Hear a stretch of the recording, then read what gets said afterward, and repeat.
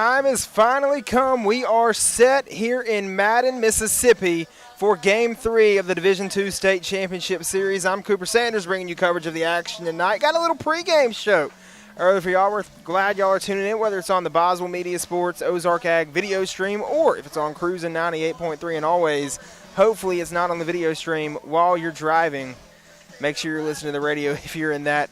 If you are driving right now in the vehicle, don't text and drive. Don't watch live streams and drive. Hey, we got a little pregame show for you, and we have a special guest for a interview before the game, and it is none other than Leake Academy legend quarterback George Wilcox. George, how you doing tonight? I'm good. Thank you for having me.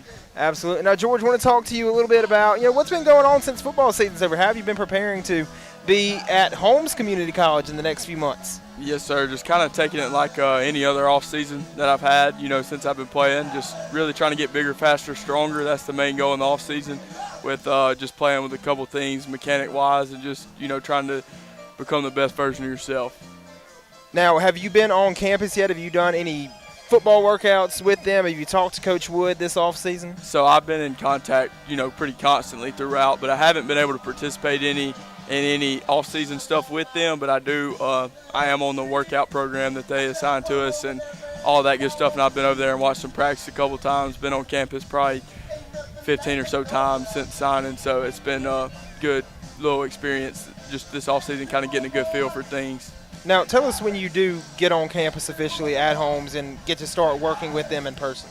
That's going to be a blast. I mean, I'm just excited, we get to go up in the summer, the 1st of July, and start workouts with the whole team, and as well as other incoming freshmen. So it'll be a really good time, and we'll put forth a lot of work, trying to gear up for the season.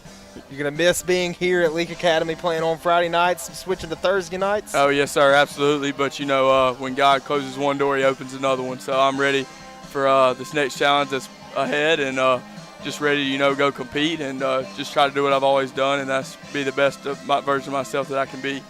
Absolutely. George, now I want to transition, talk a little bit about this state championship game. You are a state champion, won the state championship as a quarterback, and you beat Tri-County, a team that had previously beat you earlier that year. ASC has previously beat Leake Academy earlier this week. What is it like playing a team that you've already played, a team that's been a tough game when you played them, and you have to play them again when it matters the most? Yeah, I think that's a lot about mental toughness, and just staying mentally tough and realizing that, especially in a football game, 3 to 4 mistakes can swing the whole momentum of a football game. And same thing in baseball, a bad pitch here and there can blow the whole thing open. So just staying mentally tough and, focusing on one play at a time and not focusing on outcomes, being on process-based, focused, and just focusing on the process and letting the outcome take care of itself. I think that's a big thing, especially, these guys, they're warriors. I've been on the field with them. I've known them my whole life, so I know they're going to battle tonight, and they're going to leave it all out here despite what happens, in the end. Now, you talked about them being warriors, playing with them. What is it like getting to watch your brothers play, the same guys who won a state championship with you, gunning for another one here tonight? Yeah, it's pretty awesome. I think this is our going for our 5th state championship as a school this year, so we're very blessed. There are a lot of good athletes and great coaches and faculty and staff that support us. So, as we watched the basketball team, both basketball teams won one, the tennis team won one, so I know that I don't think there's any pressure on them to win this game, absolutely. I think they just go out there and do what they do, and that's play good baseball, and they'll come out victorious, I think. George, final thoughts and predictions on tonight's game? I think Rebels win. Absolutely. Thank you, George. Rebel fans, George Wilcox joining us, and he's excited for this one. Thanks for tuning in, George. Thanks for being here. Yes, sir. Thanks for having me. All right, we're going to take a short commercial break. Then Coach Morgan is going to join us, and we're going to play some interviews from after last night's win. And we'll bring you more coverage of Leake Academy baseball here on Boswell Media Sports. Before you begin those do-it-yourself projects outside your home or business, be sure you know where your underground utilities are located. Always call before you dig. One easy phone call to 811 can protect you from injury and expense. Plus, it's the law in Mississippi. Make the call and avoid serious or fatal injury. For more electrical safety tips, contact Central Electric Power Association. Serving you since 1937. An equal opportunity provider and employer. Looking for one place that covers your poultry, farm, work, and sport? That's Ozark Ag. They carry a full line of poultry supplies to keep your operation running strong. plus ammo and direct gun accessories, pistols, shotguns, and rifles. Ozark Ag has what responsible hunters and sportsmen need: local service, quality products, trusted brands. Stop by Ozark Ag on Highway 16 in Carthage, your hometown source for poultry and gun essentials. Boswell Media Sports.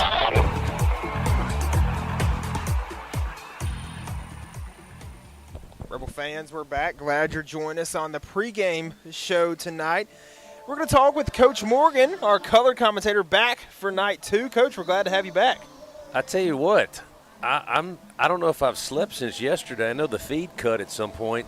A lot of our fans were at the game, but if you I know a lot of people know the final score, obviously. I don't know if I could put what I saw yesterday into words. It was crazy. That's the only word I can think to put it in is crazy. It was a miracle on whatever street we were on last night. It was amazing. There was a Major League game I saw one time that went into 20-something innings. I think it was Braves and Rockies. That one stands out. I saw Fernando Tatis hit 2 grand slams in 1 inning one time for the Cardinals. That was pretty amazing.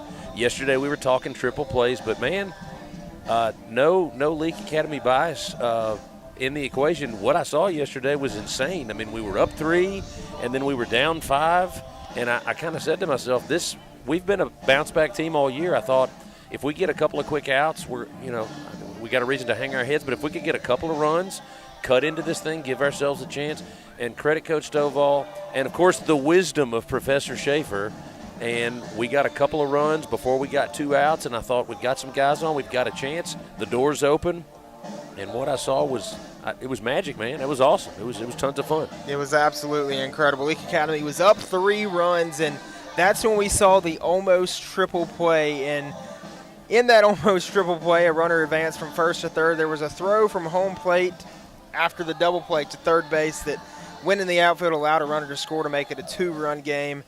2 base runners came on with 2 outs for ASC, and then Zane Minton for ASC absolutely crushed a baseball for a 3-run shot, put him ahead, and then ASC just started to put on runs, and you could feel the energy on the Leake Academy side just sucked out of the air. Well, they had about 3 or 4 hits in that inning that you couldn't have thrown the baseball to a better place. I mean, it was like they rolled it out there or threw it out there. They just kept finding hole after hole after hole. They were getting a good piece of the baseball, but where they were hitting the ball just frustrated the stew out of our defense, and we just could not seem to get out of that inning. And once we got out of that inning, I think the guys just kind of took a deep breath and said, okay, this is it. Back's against the wall. We got to respond. And respond we did. It was awesome. We put ourselves in great position today. We made them have, not making fun of the Amite fans, we made them have to drive all the way back here after a gut-wrenching loss yesterday. I feel like we've got to have the emotional edge, but, I mean, they came here and beat us the other day. No matter how you slice it, I think we're in for a great ball game today. Absolutely. Obviously, winner take all. The crowd's trickling in. There's a lot on the line. This should be sports at a high level. It's going to be a lot of fun. It's going to be a lot of fun, and it's going to be very interesting. And we're glad you're along for the ride. Hey, we're going to play in just a second for you an interview from last night. We're going to hear from Riles Wilkerson. We talked to him last night after the game. Riles came in after a lot of runs were given up. Major Chandler threw over 100 pitches, pitched an incredible game, and then it was just that inning where ASC just put up run after run after run. Riles came in, closed out the bottom of the 6th inning. He got us out of the inning. Yeah, got us out of the inning, and then came in and closed the game to get the win for Leake Academy. So we're going to hear from Riles right now. So take a look at this interview from Riles Wilkerson after last night's win. Rebel fans here with Riles Wilkerson after the big win. Riles, when you came in to pitch there in the 6th inning, you kind of came into a really tough situation. You know, what was your mindset coming into the game after they had already scored a lot of runs? Well, we had 2 outs. I was trying to get the last out, get us out of it, get to the next inning, and so on and so on. Now, you come back to the plate, your team, and y'all make some incredible magic happen. Yeah. Then what's your mindset coming back out after the big comeback? The last inning was incredible for ASC. What's your mindset coming out after a lot of runs have just been scored? Boom, boom, boom. I just try to get 3 outs, get the game over with, go celebrate, go home. Yeah. How does it feel to be playing baseball tomorrow after that 6th inning that they put up? Amazing. Amazing. Rebel fans, that was Riles Wilkerson after last night's win. Man, he was amazing when he came out and closed and even provided some help with his bat as well. So we're going to step aside and for just a few minutes play another commercial. Let you hear from our sponsors. We're going to come back with an interview from Coach Stovall after last night's win. So we'll return with more coverage of Leake Academy baseball here on Boswell Media Sports.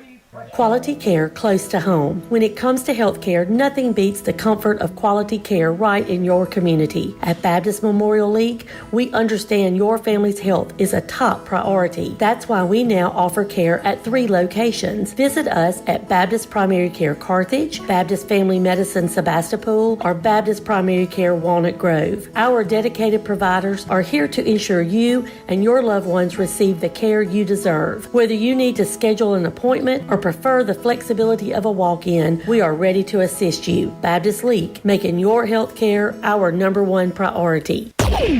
Boswell Media Sports.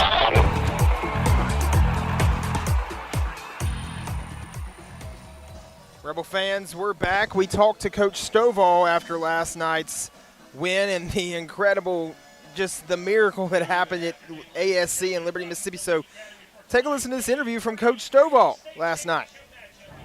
Rebel fans, here with Coach Turk Stovall after the massive win in Game 2 here at ASC. Coach, talk about that 7th inning. What'd you tell your guys heading into the inning? Well, we just told them to scrap and fight. You know, we were down, 4 runs, 5, whatever it was. I can't even remember. It's all a blur. But, you know, if you got a pitch, you got a chance, and get it to the next guy. And we did that. The leadoff guy, Brennan, got on with a bunt. Wasn't a perfect bunt, but he beat it down the line. Slid, was safe, walked, and then a couple hits, and then it seems like the gates opened. It was hit after hit after hit.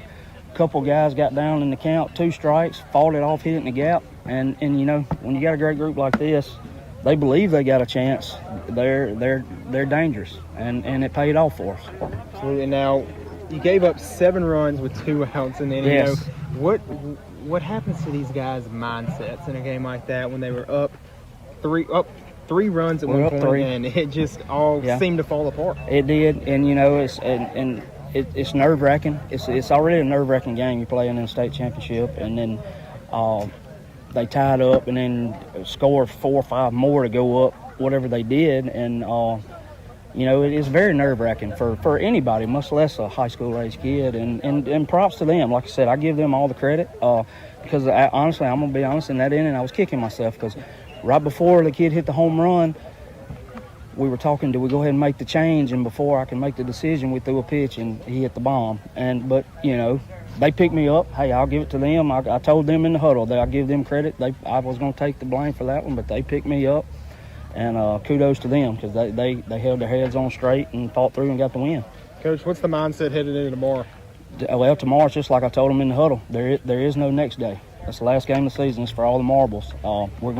We got 3 or 4 pitchers left. You know, Wright Pelokas is going to start, give us what he can, and we're going to go from there. We're going to fight whoever they throw on the mound. I figure it'll probably be the lefty again, off short day's rest. We got to get in there with the right mindset offensively and battle with him, and we're just going to go give him everything we got. Leake Academy fans, that was Coach Stovall. After yesterday's win, he says they're going to go out there and fight today no matter what. That this is the last game. This is it, Coach Morgan. This is Game 3. This is the state championship game right here. No place I'd rather be, buddy. Glad I'm here with you. Absolutely. We're going to step aside as they're getting ready for the prayer and national anthem. We'll return with more coverage of Leake Academy State Championship Baseball here on Boswell Media Sports. Before you begin those do-it-yourself projects outside your home or business, be sure you know where your underground utilities are located. Always call before you dig. One easy phone call to 811 can protect you from injury and expense. Plus, it's the law in Mississippi. Make the call and avoid serious or fatal injury. For more electrical safety tips, contact Central Electric Power Association, serving you since 1937, an equal opportunity provider and employer. Sunrise over Neshoba County signals another hard-working day, and locals know just where to get the job done right. Neshoba County Co-op serves our community, supporting farmers, gardeners, and home growers with trusted supplies and friendly advice. From feed and seed to hardware and clothing, every aisle is filled with the essentials you use to make your living. Rooted in Mississippi traditions, the Neshoba County Co-op is proud to help your work flourish. Every season, every reason. Neshoba County Co-op. West Side Body Shop says, let's face it, stuff happens. And when it does, they can take care of damage as small as a chip in your windshield all the way up to full collision services. Insurance claims are always welcome too. Just be sure your first stop is West Side Body Shop in Philadelphia. They also specialize in truck accessories, including toolboxes, visors, Nerf bars, and winches. They make your ride look cool. West Side Body Shop, just off Beacon Street on Waterview Lane, right behind the Huddle House in Philadelphia. Life is full of surprises, but with the right insurance, you can be prepared for whatever comes your way. At South Group Insurance, they offer tailored insurance solutions for your home, auto, business, and farm. Whether it's protecting your family or securing your future, they're always there to help. South Group Insurance agents are local, experienced, and ready to help provide personalized service that's right for you. South Group Insurance, just off the Court Square in Carthage.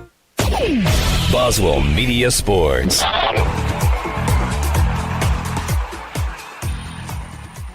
Sunrise over Neshoba County signals another hard-working day, and locals know just where to get the job done right. Neshoba County Co-op serves our community, supporting farmers, gardeners, and home growers with trusted supplies and friendly advice. From feed and seed to hardware and clothing, every aisle is filled with the essentials you use to make your living. Rooted in Mississippi traditions, the Neshoba County Co-op is proud to help your work flourish. Every season, every reason. Neshoba County Co-op, Philadelphia. Quality care close to home. When it comes to health care, nothing beats the comfort of quality care right in your community. At Baptist Memorial League, we understand your family's health is a top priority. That's why we now offer care at 3 locations. Visit us at Baptist Primary Care Carthage, Baptist Family Medicine Sebastopol, or Baptist Primary Care Walnut Grove. Our dedicated providers are here to ensure you and your loved ones receive the care you deserve. Whether you need to schedule an appointment or prefer the flexibility of a walk-in, we are ready to assist you. Baptist Leake, making your health care our #1 priority. Boswell Media Sports.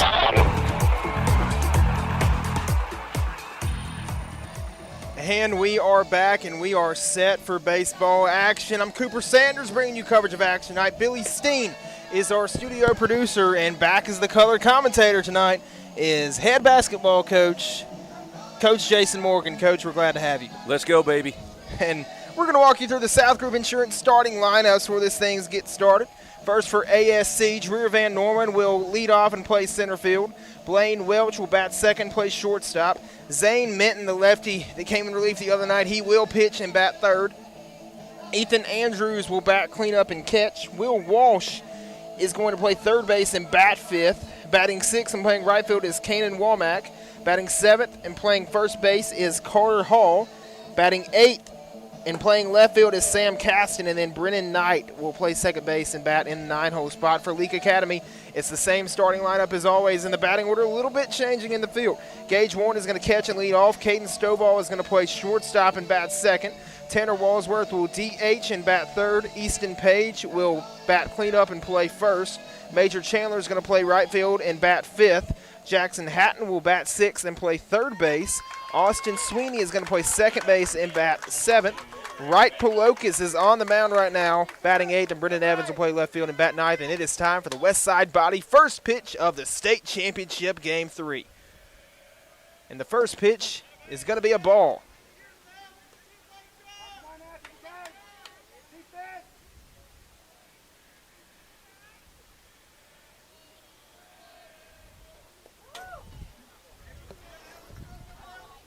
Count is now 2-0.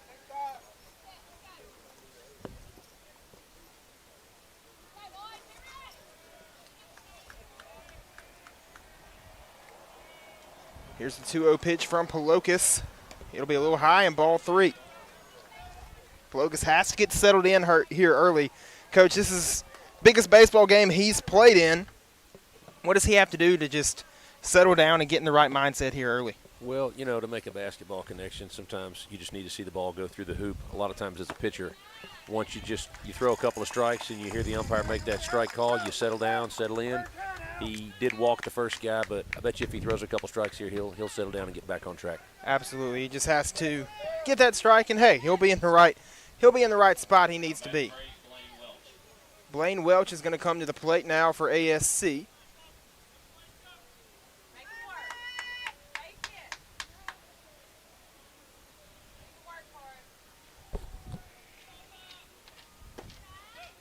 That'll be a strike, so the count's 0-1. Got the strike he needed, Coach. There we go. I tell you, I'm just kind of looking at both crowds. I'm also looking at the kids on the field. A lot of tension here. Obviously a huge game, but, man, both fan bases and both teams, they look a little tight early on. Oh, yeah. The 0-1 pitch is smacked high in the air left field. Brennan Evans trying to locate it, and Brennan Evans brings it in for out number 1. There we go. He got a piece of that baseball. He smacked it hard, but Evans right where he needed to be. Not a lot of wind right now coming in or going out anywhere. Yeah, the ball just kind of took off and died in left field. We were able to make that play. One away now in ASC's. I mean, this is their guy right here, Zane Minton. His home run late in the game last night was impressive. It was he's a good-looking athlete, very strong, obviously, and, yeah, had a good one last night and knew it as soon as it left the bat. He did. There's not very many times I've ever seen a high school kid not watch his home run ball land, except he looked into the dugout, threw his bat at them, and it was pretty cool for him. If you're an ASC fan, of course, in the moment as Leake folks, it wasn't cool one bit. But I went back and watched the video from last night because we were able to get that on the stream, but I mean, he turned to the dugout immediately. Well, you had Riles' interview come on a little earlier. One of the things Riles was able to do in that last inning, he got this guy out. That was one of the biggest moments, I thought, as we closed the game out yesterday. It really was. Is just getting him out, that does to your morale as a team and what it does to your confidence. It helps tremendously.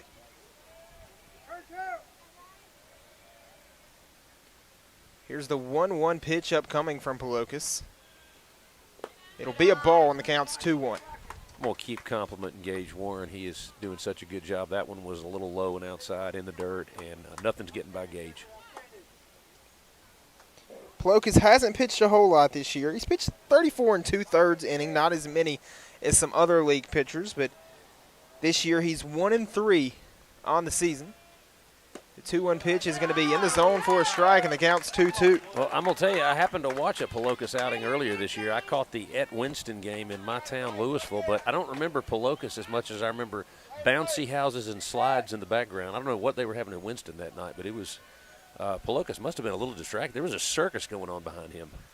I was at Winston game 1, as that's going to be a ground ball to Sweeney. Sweeney struggles with it. Sweeney throws to first. He's going to be safe, and that's going to put 2 runners on. And that was a chance for a double play possibly, and then it turns to 2 runners being on base. Man, I'm telling you, one of the things you want to try to do as best you can, even in big moments like this, stay loose. Sometimes when you're tight, you don't hit well, you don't field well, you don't throw well. I know the guys are feeling the pressure today, but they just need to do what they've done all year, which is just relax, be the best they can be, and they're going to be fine.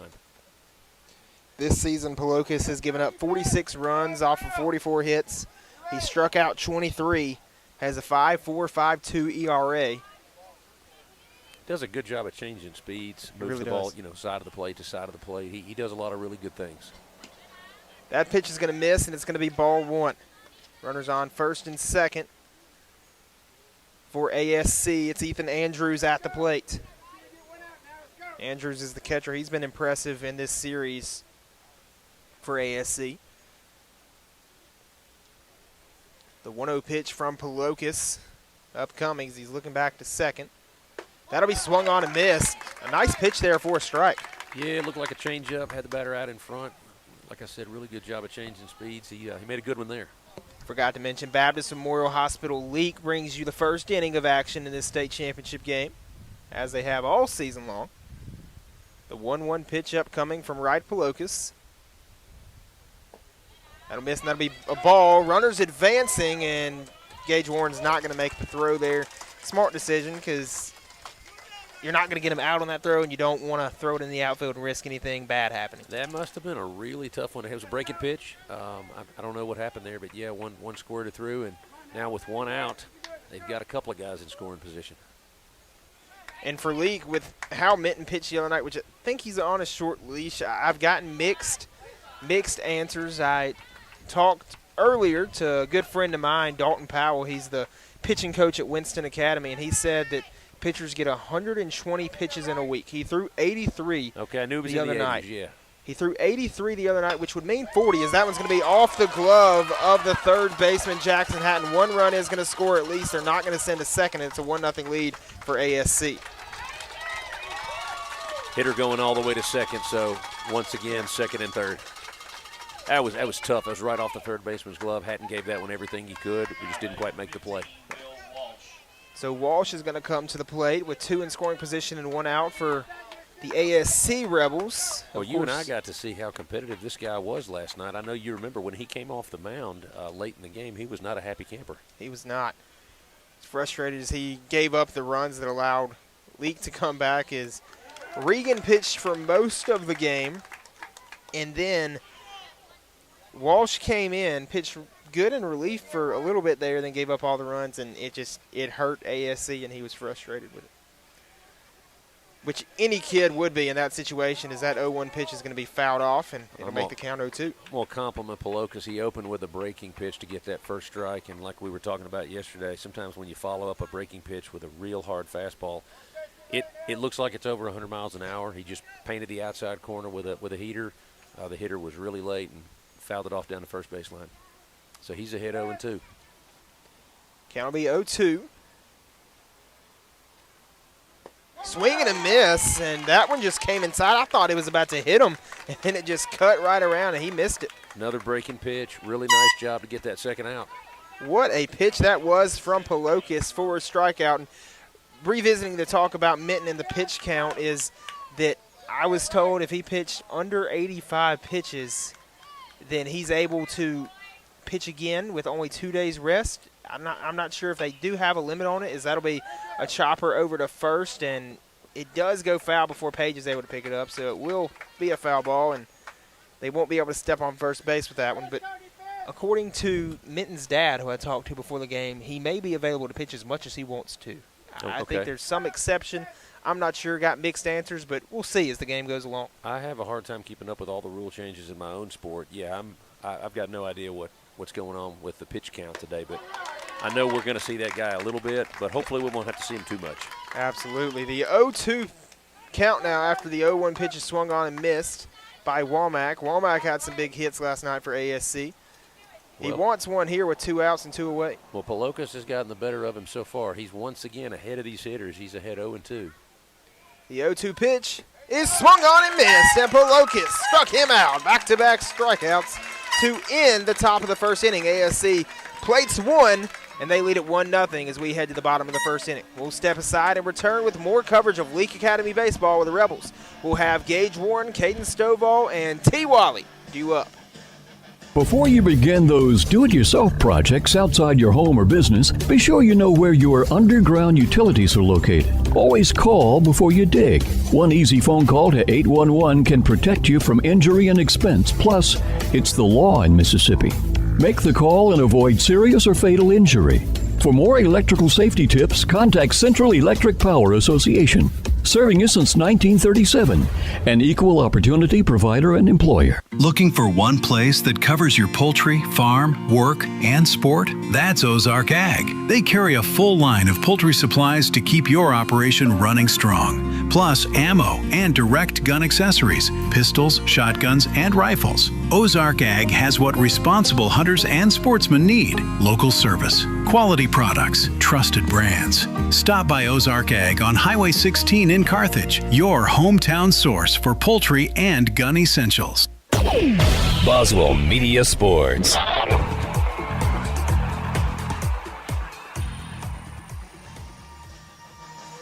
We're back as Minton gets ready to pitch. That guy has to be tired after throwing 83 pitches Tuesday night, but he's coming back here to throw again tonight. Well, forget being tired after throwing the other day. He's got to be tired after that drive. How was your drive back last night? Mine was brutal. Mine was brutal, too. I got to stop. I stopped right in Macomb for gas to fill my tank, and it was right when the Leake Academy bus was leaving the Blue Sky in Macomb, Mississippi. Then I went all the way up to Madison, got some Whataburger. Okay. Because if I'm coming through the Jackson area, it's not often you get Whataburger. So I had to get Whataburger, got me a patty melt, and then finish off the drive strong. Well, I decided to be a road warrior, make no stops whatsoever. Went from Liberty to Louisville in about 2 hours and 50 minutes. I love Louisville. I was never more happy to see Louisville when I hit the city limits last night and almost was able to get out of my car. And I went with freezer pizza once I got in the door. That was my meal of choice. Freezer pizza. Yeah. Gideon, Elijah, and them, they haven't ate it up already? You had some leftovers? Miraculously, there was something left in the freezer. Hey. I was trying to figure where to stop. There was this slider place I've tried before in the Jackson area. However, I came through right at 10, and that's when it closed. I wanted to try that place again, but didn't get a chance to and had to settle for Whataburger, but it was still great. Well, just to give the fans an indication of what we're about to potentially deal with, the Amite pitcher number 3 does not look particularly sharp in warm-up. Sometimes there's no correlation between warm-ups and how the game's going to go, but I don't know if I saw him throw a strike in the pre-inning pitches here. We'll see how he does. He's got to be tired, especially after using his power last night with that home run. He's just – a lot of these ASC kids are good, but he's the guy. He's a really good athlete. Gage Warren takes the first pitch for a ball, and the count's 1-0. Amite's got a great fan base. They traveled well today. They're real supportive of their team. Good group of folks, it looks like. Absolutely. And they've been one of the fan bases. Gage Warren's going to lift that one up. That's going to be a base hit. He did the same thing to almost the exact same spot to open the game on Tuesday here. He did. How about that? Man, he's so good to start the game, and then they're going to bring in Riles Wilkerson, of course. We got to hear from him before the game. He's going to be the pitch runner, but now Caden Stovall will come to the plate. ASC, I've gotten a chance to talk to some of their fans this week. They are really good people, man. They're so engaging. Some fans will be short with you after games, but, man, they were all smiles when I came up, asked me how I was doing, asked me how my drive was. Just really good folks down there in Amite County. I'm telling you, for the second straight day, I'm going to put in a Josh Bass plug. I love Coach Bass. He's the AD. He's the boys basketball coach. He's as good as they come at everything he does. He's probably here somewhere. I hadn't seen him yet.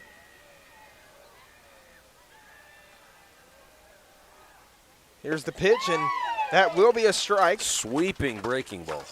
It's a nice one there. Yeah, I got a chance to talk to his dad after the game Tuesday and then tonight. He's committed to Colin. His dad wants him to go as a two-way. He's wanting to possibly get away from pitching, or get away from, I think, hitting, but he can do both of them very well as he is this weekend. As Stovall is going to foul that one off, and Wilkerson's going to have to go back to first base. Or no, did they say that he didn't foul? He waved at it and missed. It was a breaking ball in the dirt. So, yeah, the runner on second is good to go. With the way it hit, I thought it had fouled off. Of course, we can't hear that ding through our headsets sometimes, but that works out in the Rebels' favor. Well, 2 breaking pitches, and number 1's behind 0-2, but we do have a runner in scoring position. Minton, the 0-2 pitch to Stovall. Stovall swings on it, grounds that one, and it'll be stopped by the second baseman. A really nice stop for the out. And advancing to third base is Riles Wilkerson. That was a hard-hit ball. What a play by the second baseman right there. Well, that's just some really smart baseball. I don't know that Stovall was trying to go the other way, but he did. And even though he was out, it was effectively a sacrifice. We got that runner to third base, and we only have 1 out, so maybe we can tie this thing up. Rebels with a chance to do that with Tanner Walsworth coming to the plate, or as I have to call him now after Coach Morgan gave me the new nickname last night, T. Wally. Now, I wasn't here lifting earlier today. I was home cutting grass, but I bet you for the second straight day, T. Wally was the first guy here. I bet he once again went straight to the turf room for a little cage work. He's got to be ready to go. It's be big as he got to be a big part of the football state championship. I was listening to that call on my way up here, just kind of remember that coming into this state championship game. Got to be the snapper where Easton Page held, and Caden Stovall, of course, kicked the game-winning field goal because the 0-1 pitch will be a strike. Walsworth let that one go by. He was right over the plate. Well, you know what else he's a huge part of? Spanish 2. Spanish 2. Spanish 2. We continue to get the calls for Spanish 2. Now, he's an extremely, extremely entertaining young man, dynamic personality, really fun to be around. Count is 0-2 to Walsworth. He's going to foul that one off. Or as he would say in the classroom of Coach Morgan, O-dos? Or what's O and 0 and Cero y dos. Cero y dos, okay. All right. The outfield has him shaded as a dead pull hitter, Yes. especially with some of this off-speed stuff. He might do well to go the other way. That one is low. It was a good frame there by Andrews. He just didn't sell it quite enough to the umpire. ASC fans saw that one was striking. I think it was a little low.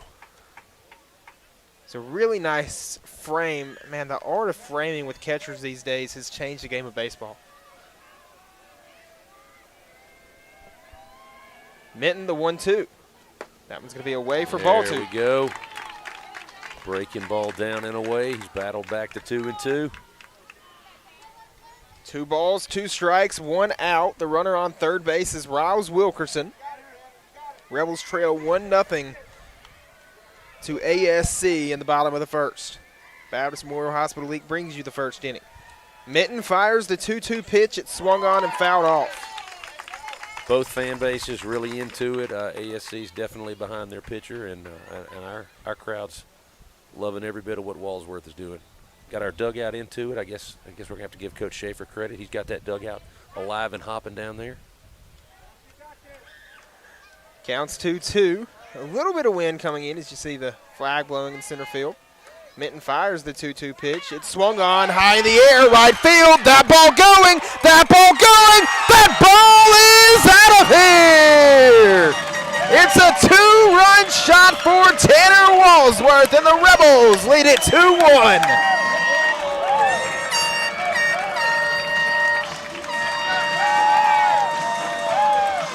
This place is loud.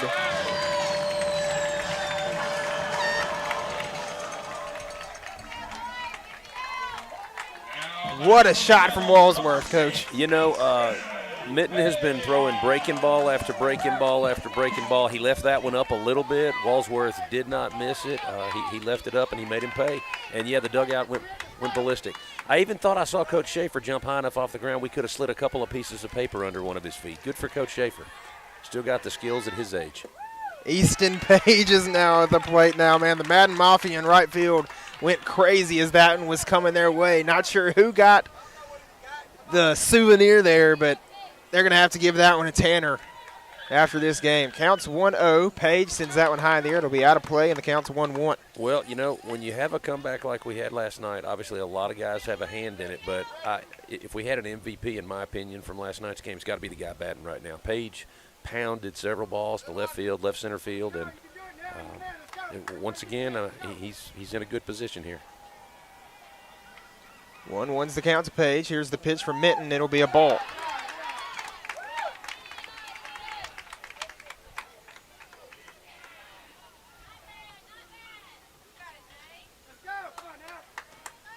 Counts 2-1. Minton fires the 2-1. Page lifts that one up high in the air, right center field. That ball going back. That one goes over the head of the right fielder in the gap. That's trouble. Page, stand-up double. How about it, Easton Page? Looked like Derek Jeter going the other way. I thought that one had a chance to tag the scoreboard. Instead, it drops just in front of the fence. Another league double. It did. The Derek Jeter reference, Coach, yesterday when I was in Hattiesburg getting ready to go to the game, I'm a big jersey guy. I'm a big jersey collector, and I made a bad financial decision and bought a Derek Jeter jersey in Litz. Okay. So your Jeter reference just reminded me of that. Major Chandler was going to come to the plate now. Jeter was always such a great inside-out hitter, and that's exactly what Page just did, go the other way on that inside fastball.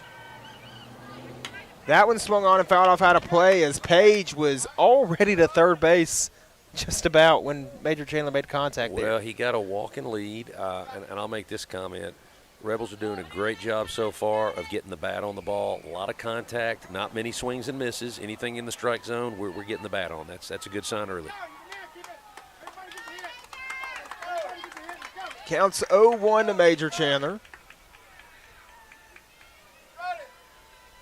Minton fires the 0-1 pitch. It swung on, and it's going to be fouled back to the Leake dugout as Chandler trying to take out his team? I don't know. Hey, we got Jeremy Sessoms over there, so we're going to be fine. I'm sure Jeremy's getting right on that foul ball. Count is 0-2 after the foul ball, so Minton has a chance to put Chandler here away. Chandler going to try to stay strong for his team and make something happen here with the runner in scoring position.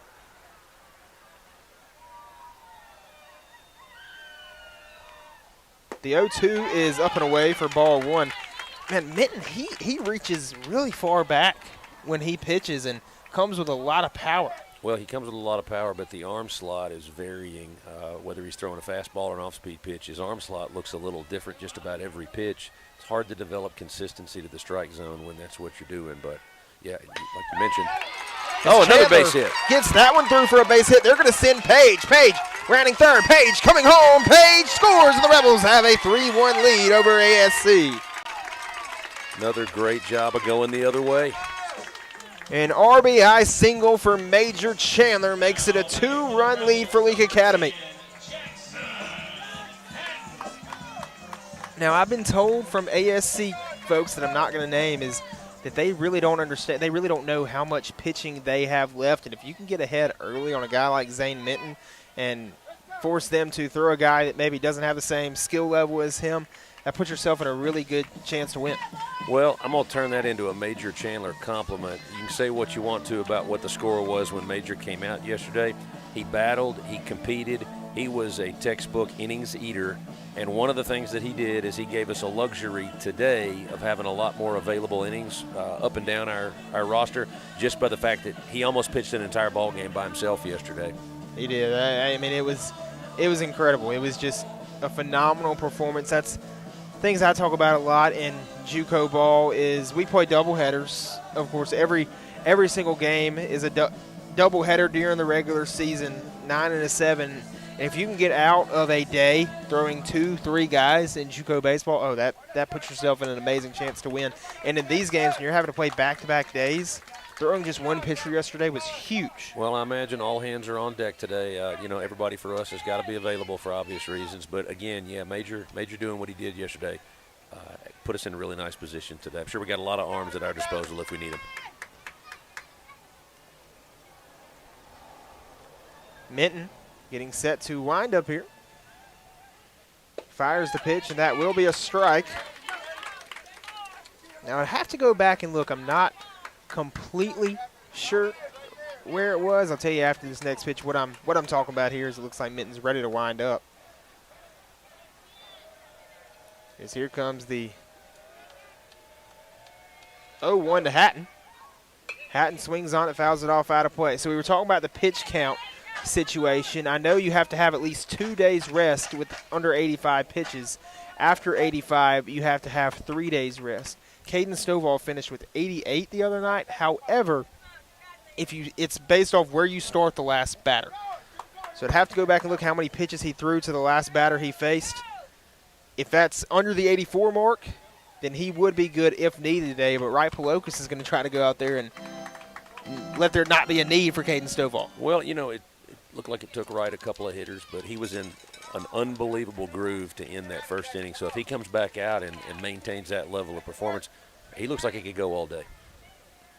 Here's the 0-2 from Minton to Hatton. Swing and a miss. That was a high-speed fastball, and he struck him out. Classic high heater. That was tough to catch up with. Those elevated fastballs will really get you. Like you said, it looks like it's coming 100 miles an hour. Austin Sweeney comes to the plate. He's the one senior starter on this team. The other senior on the team is John David Gill. These two guys playing their last high school baseball game here tonight. Well, again, getting to teach both of them last year, and I've coached John David in basketball before. Both of them are fantastic young men, really good leaders. I know they do a good job of setting the tone for the younger guys in the dugout, too. That'll be swung on a miss, and that's strike one.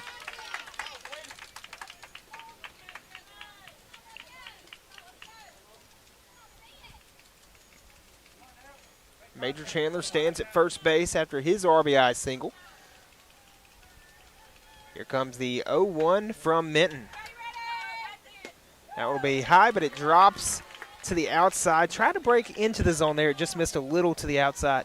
Yeah, he looked like he threw a breaking pitch, up and away, and wanted it to come back for a strike, and didn't fall all the way off the shelf. Counts 1-1, 2 away. That one swung on and missed, and it gets away from the catcher Andrews. Andrews trying to throw out Chandler. Chandler takes second.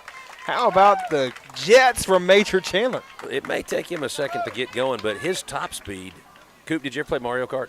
I did play Mario Kart. Okay. Donkey Kong, Bowser, some of the larger, stronger racers, the acceleration wasn't necessarily there, but their top speed was always the best. Once they got moving, you might want to get out of their way. Yeah. I think Major's a lot like that.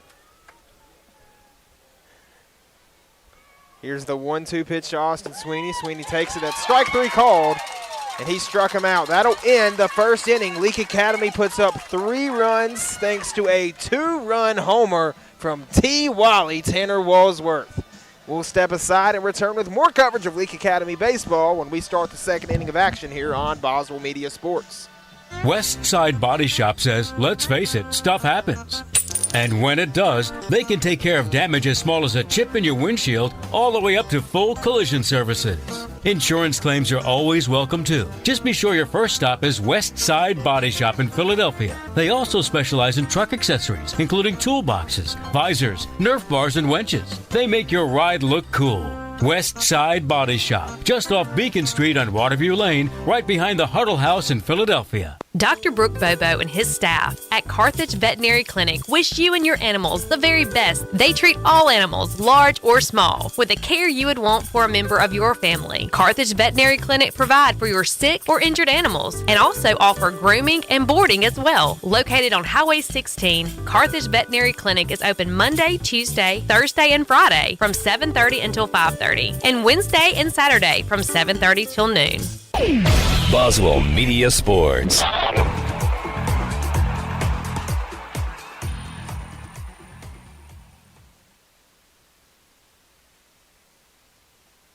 Quality care close to home. When it comes to health care, nothing beats the comfort of quality care right in your community. At Baptist Memorial League, we understand your family's health is a top priority. That's why we now offer care at 3 locations. Visit us at Baptist Primary Care Carthage, Baptist Family Medicine Sebastopol, or Baptist Primary Care Walnut Grove. Our dedicated providers are here to ensure you and your loved ones receive the care you deserve. Whether you need to schedule an appointment or prefer the flexibility of a walk-in, we are ready to assist you. Baptist League, making your health care our #1 priority. And we're back. It'll be Hall at the plate for ASC. Count will be 1-0 to him. Leake Academy leads it 3-1. This is the Central Electric Power Association second inning. Coop, you got some good-looking nachos over there. What all you got in there? I do. I got some nachos. I didn't have the barbecue nachos tonight, but I just got some basic nachos and had to throw some jalapenos on there. Okay, looking good. I might have to check that out later on. Count will be 3-0 to Hall. This is how the first inning started, and Hall would just take that one for ball 4. So have you ever slow-cooked brisket and put you a little brisket in your queso or brisket in your cheese dip? You know, I've had brisket in my cheese dip. I've never slow cooked brisket. I've done a lot of cooking, a lot of grilling. I haven't gotten into brisket yet. I haven't made the money for that yet. Well, I had a friend in Memphis one time turn me on to it. We were at a Mexican restaurant, actually, and it was on the menu, and he says, have you ever had this? And I said, no, but I'll try anything once. We ordered some cheese dip with some brisket in it. The meat sauce kind of permeated the cheese dip, and it was an unbelievable experience. I'm gonna tell you, hit it up sometime. Might have to do that. I'm a big chorizo and cheese dip guy. I'm a big chorizo guy. Man, chorizo makes anything better. And once you mature, I've had to tell some of my friends, like, we go out and eat Mexican in Starkville a good bit, and they'll turn their nose up when I have chorizo, and I'm like, guys, grow up. That's ridiculous. Picture a very flavorful chicken breast covered in cheese dip. Throw some chorizo on there. They call it choripollo at a lot of the places. It's very good. That's my go-to. That's a high level of eating, my friend. Put some grilled shrimp on top, even better. It is amazing, and you know what? Not trying to judge anyone out there, but I feel like getting the ACP, whatever they call it, Daniel plate. If it's your chicken, cheese, and rice, because that's going to be ball 4. That'll put runners on first and second for ASC. I feel like that's the equivalent to ordering chicken tenders at a restaurant. There is nothing lamer to me, and I'm speaking of my own children, of course. They go to restaurants, any restaurant, and they order the same thing over and over and over again. Variety is the spice of life. Get you a little repertoire of 4 or 5 things. Try something new. Live life. Come on. Variety is the spice of life. We're seeing a variety of pitches from Wright Palokas. However, he's had trouble finding the zone early here in the second inning. He had trouble early in the first inning, got into that groove. What does he have to do to get in the groove here? One more food comment. We're going to get back to the baseball. The next time I take my family to the beach and we go to a seafood restaurant and any Morgan kid orders chicken tenders, they can just walk home. As that one is bunted and nearly caught by Gage Warren. It'll be strike one as it's a foul ball. I'll add one more food comment, kind of like what you said. I know this guy, I can't remember who it was, but he told me a story one time of how he cooks steaks very so often for his family, and his daughter will not eat a medium rare steak. So he cooks hers well done and then throws microwave dino nuggets on her plate as well. Just to say that she's childish for what? Yeah. As that's going to be a bunt right back to first baseman Page. Page throws to third and takes care of Hall. What a heads-up play by Easton Page. Well, the bunt coverage, Coach had us in. Absolutely brilliant. Page jumped on that one, negated the bunt with a nice throw to third base, took their play right out of their hand. That was really nice. You know, George was touching on it. And I think he obviously was talking about football. Just a couple of plays here, they're really changing. There's a huge difference between runners on second and third and runners on first and second. And what Page just did, that put us in a better position. That pitch is going to be sent high in the air. Oh, we got a chance. That one might stay in play. Did he catch it? No, he didn't. He didn't make the catch. That'll be a foul ball. Sliding effort to no avail, but great effort there.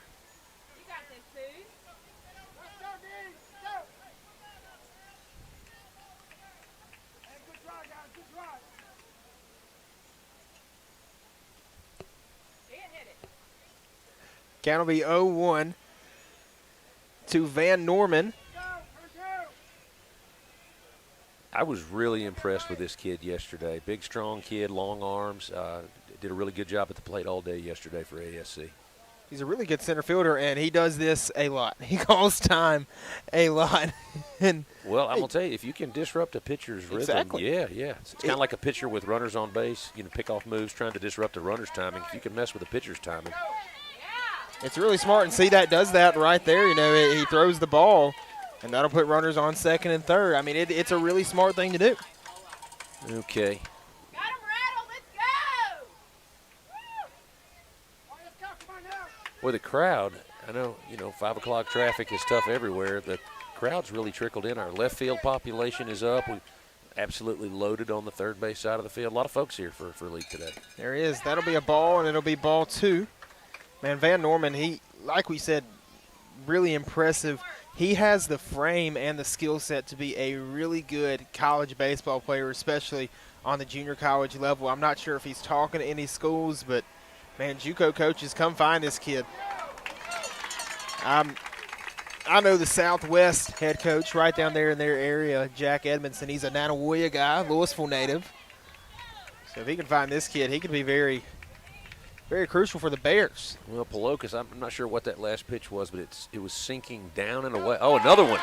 A really nice pitch there, and the 2-2 pitch strikes out Van Norman. Man, what a pitch. I'll say it again, 2 pitches in a row. I don't know if he was pulling a string or throwing a little cutter or maybe a hard throw and changeup, but it was sinking down and away from the left-handed hitter. He waved it 2 in a row. Really nice job by Palokas.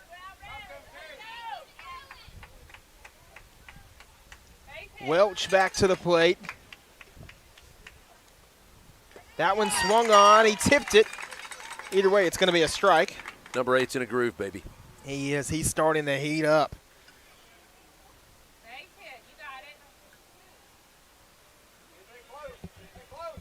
The 0-1 is swung on a miss on the elevated breaking ball, and that's going to be strike 2. This is a rather big situation, Coop. We got runners on second and third. Number 3's in the on-deck circle. Let's bear down and get this guy. The 0-2 from Wright Palokas. That's high, and it's ball one, and the count's 1-2. I love the pitch selection. He just went after a high heater for strike 2. Let's throw him another one. It was a little high. He didn't bite, but I think he set himself up really well for this next pitch. A breaking ball low here could be something effective. Count is 1-2. 2 away, 2 on. There's the pitch from Polokis. It's swung on, grounded over to short. Stovall stops it. Stovall throws it. Page catches it, and that's out number 3. Wright, Polokis, and the Rebels get out of that jam, and they still lead at 3-1, holding ASC scoreless in that frame. We'll step aside and return with more coverage of Leake Academy Rebel baseball here on Boswell Media Sports. Leake County Co-op, your friends in your community committed to you, supplying everything you need for garden planting, yard growing, and keeping the animals fed and healthy. Your Leake County Co-op is ready for spring, so now you can be too. They have ferns and blooming plants arriving daily and all the equipment you need for the farm animals. While you're porch sitting, be sure you have one of our Corinthian bells singing in the wind to you. Leake County Co-op, your friends in your community, committed to you. Highway 16 Carthage. Life is full of surprises, but with the right insurance, you can be prepared for whatever comes your way. At South Group Insurance, they offer tailored insurance solutions for your home, auto, business, and farm. Whether it's protecting your family or securing your future, they're always there to help. South Group Insurance agents are local, experienced, and ready to help provide personalized service that's right for you. South Group Insurance, just off the Court Square in Carthage. Boswell Media Sports.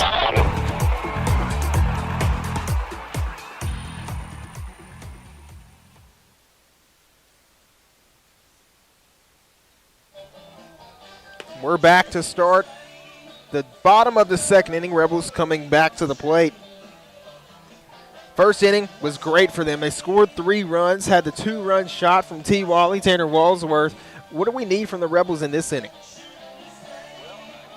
I thought I mentioned it in the first inning. I just thought we put a lot of bats on a lot of pitches, and the contact was really consistent. And whether we were fouling it off, putting it in play, getting a base hit, or just making things happen, we made a lot of contact off of an electric arm in the first inning. So just more of that. Let's just keep swinging the bat and putting it in play and putting pressure on the defense. Now, Minton, he looks a lot better in those warm-ups. That last pitch he threw had a really nice break to it and some nice speed. We'll see what he can do in this inning. Pitcher-pitcher matchup in this at-bat. Right, Polokis at the plate. He's got a fantastic arm. Good grief. What a dynamic electric arm.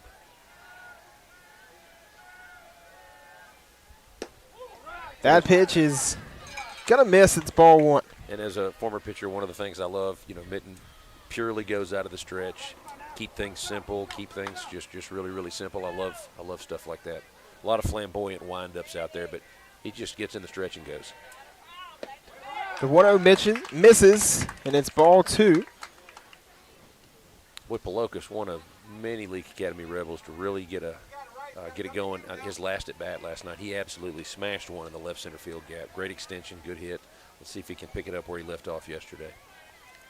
He had a double last night for that hit. That was his 4th double of the year, and he's going to lift that one up, and that's going to be a base hit. They gave him a huge hole on the right side of the infield, and he went right to work. He did. That's the thing the Rebels are doing a really good job of tonight, is attacking the right side of the field. That's where almost everything's been tonight. I scout meticulously in basketball. I want to credit the ASC coaching staff. They've got their team, depending on what hitter's up. They very clearly done their homework to get to know where these Leake Academy hitters like to hit the ball. And look, they're putting them in the right places. The Leake's just doing a good job of hitting it where they're not. Coach, you're right. You do scout a lot. I remember in 8th grade getting a scouting report handed to me, and I'm like, what is this? I do not mess around when it comes to scouting, Cooper. He does not. Not at all. Do not. We're not playing around. Here comes the pitch from Minton to Brendan Evans, who's now at the plate. That'll be a ball. Coach Stovall mentioned it in the pregame when you were replaying his interview. Evans, what really lit the fuse last night. He was one of the first hitters that came up in that big inning, tried a bunt. I think he slid at first base, which you almost never see, and he was safe. And we never looked back. It was a good start to the run. I got a chance to talk to Brendan after the game last night, and didn't get a chance to have time to play his interview. However, he said just a few important words, and his main thing, he said it probably 3 times. He said, we will be dogpiling on our field tomorrow night. Okay. You love the confidence. Counts 1-1 to Evans. That one breaks in, and that'll be ball 2.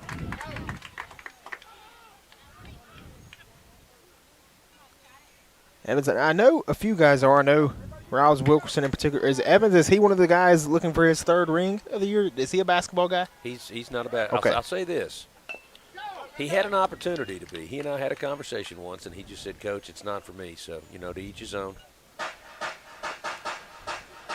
But a lot of these guys. Gage Warren, one of those guys looking for his 3rd ring. Yeah, he is. But to get back to Evans seems like a nice young man. I don't know him that well, but a pretty good athlete. I know whatever program he's involved in, he makes them better. So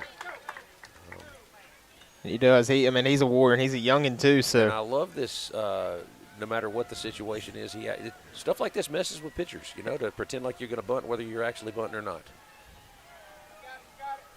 And it worked out the other night because he actually did bunt, and it worked. But that time he's going to strike out looking. That was a great breaking pitch. That thing started out above Evans' head. It landed right across the plate, in the middle of the plate. Man. It was a beautiful pitch, and now Gage Warren going to come back to the plate as we're back to the top of the Rebel order. Warren had a single to start things off for Leake Academy.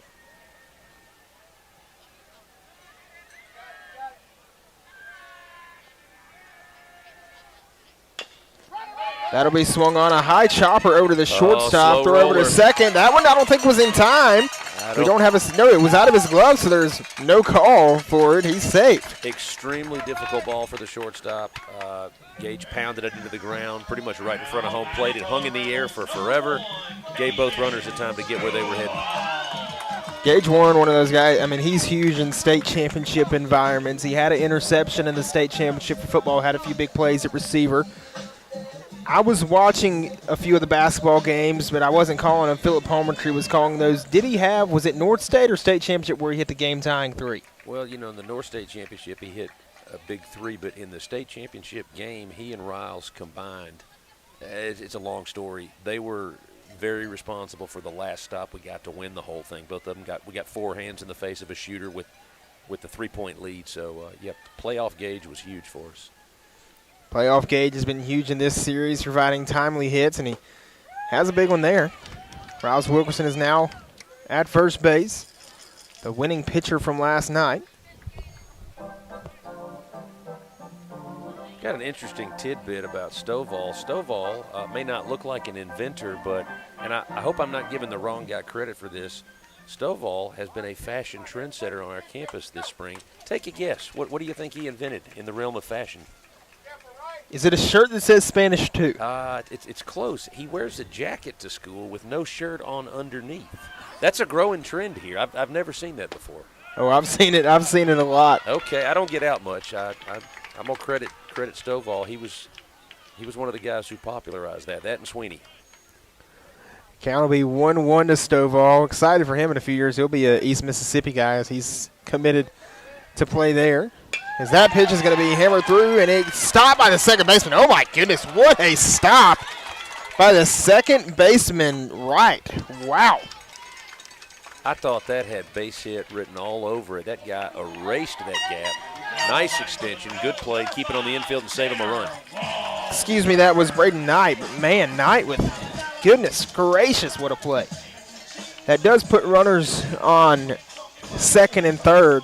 I tell you, I haven't mentioned it this game. I mentioned it in the previous game. One of my favorite things about Tanner Walsworth is his walk-up song. Do you know what this walk-up song is associated with? I need to listen. I'm sorry. After that, I don't know if Cooper wants me to say this. We had a fan chirp at us on social media that we should focus more on baseball. I think that was during our food conversation. They said, "What about the game?" Cooper, I was so locked in on baseball, I didn't even notice the walk-up song. I'm all about baseball. Walk-up song is "Here Comes the Money," and it's the old Shane McMahon theme song from WWE. You ever watch WWE, Coach? All right. I had a roommate in college who was very, very into wrestling, and I got a little bit of exposure into that world. Funny stuff. Runners on second and third. As that pitch is going to be fouled off, it'll be strike one. Undertaker, Triple H. Triple H is in charge now. Of what? WWE. Nobody's in charge of WWE. He's in charge of creative. Okay, all right. That's like somebody dumping out a box of cats and saying they're in charge of that. Okay.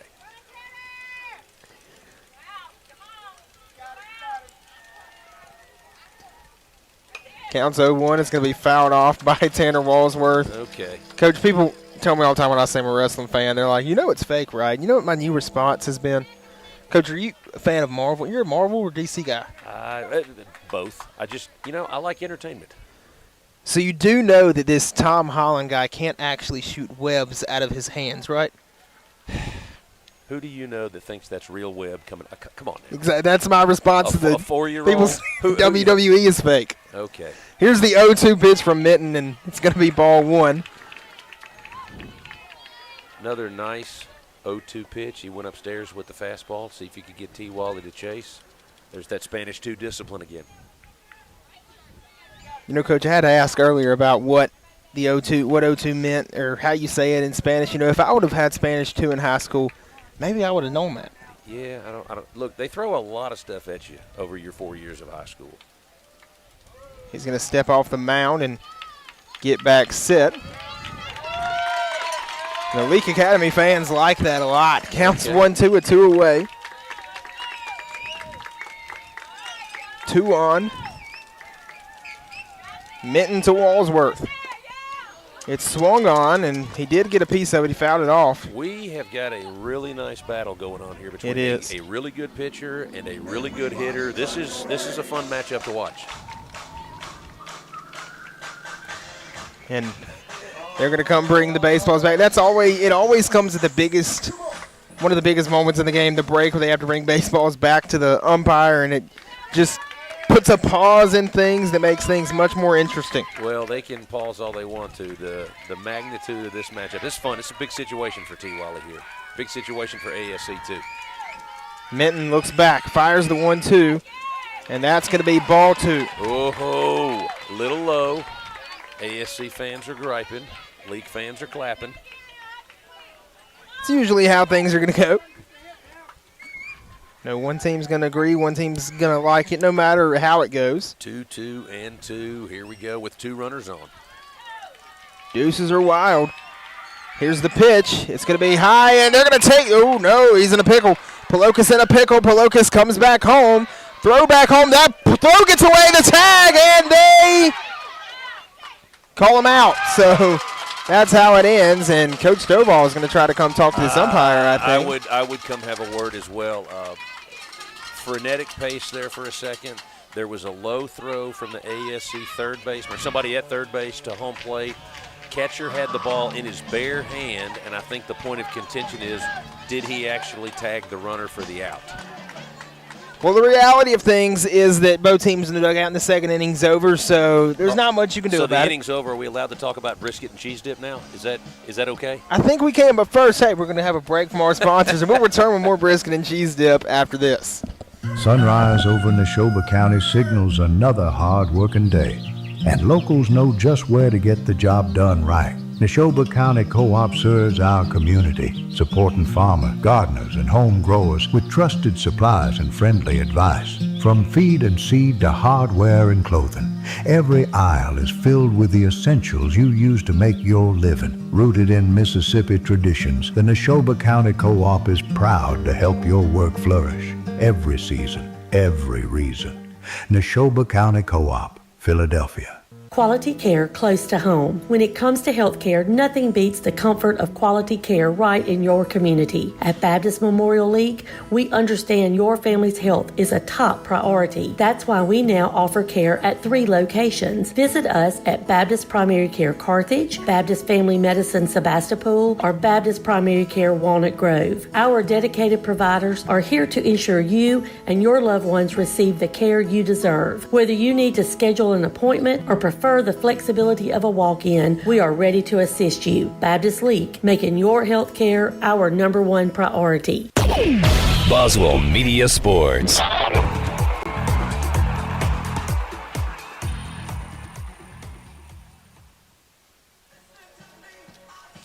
And we're back having fun at this game, but according to the music, it's fun at the YMCA. That's what they say. I've heard that before. It's always a classic song, and it's a song we need right now. It's middle of May, and getting ready for Memorial Day coming up. It's baseball. I really hope we can hear Freebird before the end of the night. Well, so we've heard a little. I don't know if you can hear from home with the broadcast, but we have had a couple of Skinner tracks. They haven't gotten to Freebird yet, but I'm sure it's on the list. I would say one of the coolest things I was watching the World Baseball Classic, upset with how that ended, of course, but Bryce Harper hit the 2-run homer to tie things in the 8th of the championship game, and then going to commercial, they played Freebird as the track. That was the coolest thing ever. Pelokis' pitch will miss, and that'll be ball 1. Carthage Veterinary Clinic brings you the 3rd inning. Pelokis continuing to do a really nice job with some sinking action on, I think, 2 different pitches. ASC's got some lefties throughout their lineup, and Pelokis doing a good job of throwing something down the middle of the plate. And right about the time he gets to the strike zone, starts to sink down and away from these lefties. Counts 1-1. That ball just a little too low. It'll be ball 2.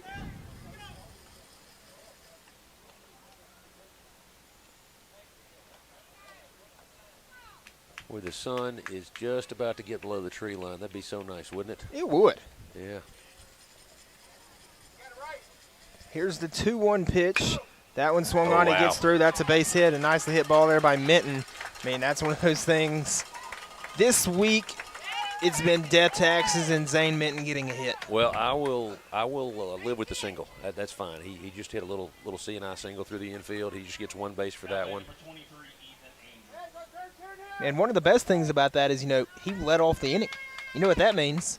There's nobody on base for him to help advance. So he had the 3-run homer last night that we mentioned. Man, he smoked it. Here comes the pitch, and that one's going to be swung on and missed. Andrews the batter now. Pelokis is really working. I guess it's our left, it's his right, the right side of the plate, inside of those righties, away from the lefties. He's done a good job on that half of the plate to start this game. Counts 0-1. That one fired, and it is in the zone for a strike. Doing a good job of mixing it up, side to side, up and down. He must be putting a lot of thoughts into the heads of these hitters. They don't know what's coming. 0-2 upcoming from right Pelokis. Pelokis looks, fires. The 0-2 swung on a miss, drop 3rd strike, and they'll throw to 2nd. The runner, and that one gets through. Oh, no. That is not what you wanted. Beautiful breaking pitch, threw it for a strike. It died down in the dirt, got the hitter to chase, but we couldn't capitalize with the out. However, since the runner was on first when Andrews took off, they're not going to allow him to advance on a drop 3rd strike because Minton had not taken off yet when he swung and missed and it was dropped. So he is still out. I missed that. I didn't know if the guy attempted the steal. I just saw us make a play at second, or make an attempt at a play, rather. So if they would have gotten that throw on and tagged him, because the throw was in time, it would have been a double play. It would have been a strike him out, throw him out, double play. But they were unable to get him, and Minton is on second base. That one grounded over to Stovall. Stovall gloves it. Stovall throws to first. It's offline, and it goes away from Easton Page. And Minton's going to take 3rd. That one going into the outfield. And everyone will be safe. Runners on 1st and 3rd now for ASC. Hey, Cooper, would this be one of those good situations you were talking about yesterday where we geometrically turned the baseball field and moved the base? What were you talking about? Runners on the corners. Coach Stovall's a little upset. Did they say that the ball was out of play and they're letting him advance? Because Page got that ball back in play. The runner at second lingered there for forever. There's no way they're going to let this guy score. He was very late to leave second to go to 3rd, so he was nowhere near 3rd. Coach Stovall is very upset, and if they're letting him advance, rightfully so, because that ball did not go out of play unless maybe a player kicked it, and they're letting him advance as that one was out of play. But if a player kicked it, wouldn't that be interference? I mean, to me, the big thing is maybe I'm focusing on the wrong thing. The run's no runs are going to score here, folks. It's at worst, it's going to be 2nd and 3rd with 1 out. Man. Still very interesting here as they call the other umpire over. We're going to keep it right here. Usually we'd step aside right now, but it's a very interesting situation going on, and this is allowing players to come over here and talk, the Leake Academy players talking.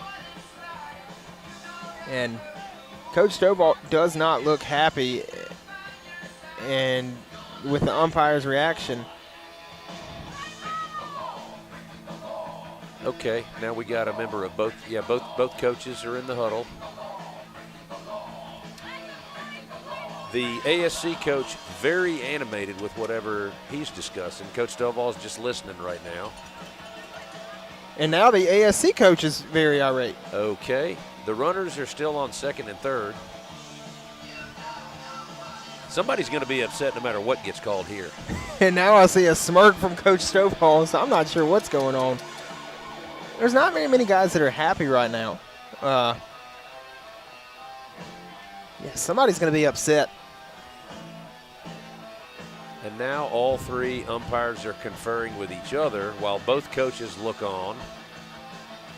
And here comes the explanation. And the ASC coach, okay. Man. Yeah, this is interesting. ASC's coach is not happy. Coach Stovall looking on. He doesn't look as mad as he was earlier. I wish the umpires could tell me what's going on. But based off of how mad he is, are they going to call this interference possibly?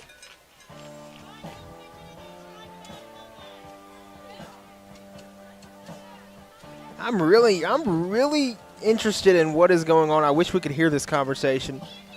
Well, Cooper, why don't you take a minute to give us some feedback on the Whataburger patty melt you referenced earlier. How was that patty melt? It was good. It was good. It took a while, waited a little longer than I anticipated, but of course got the fries with the spicy ketchup and poured a lot of salt on the fries and ended up being really good. ASC's coach doesn't look as mad now, and now the umpire is going to talk to Coach Stovall. What in the world is going on out there?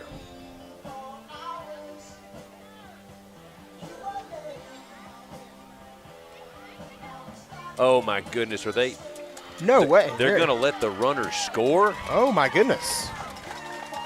So not only did they let the guy on first go to second, they did let the runner who was on second, they let him come all the way home.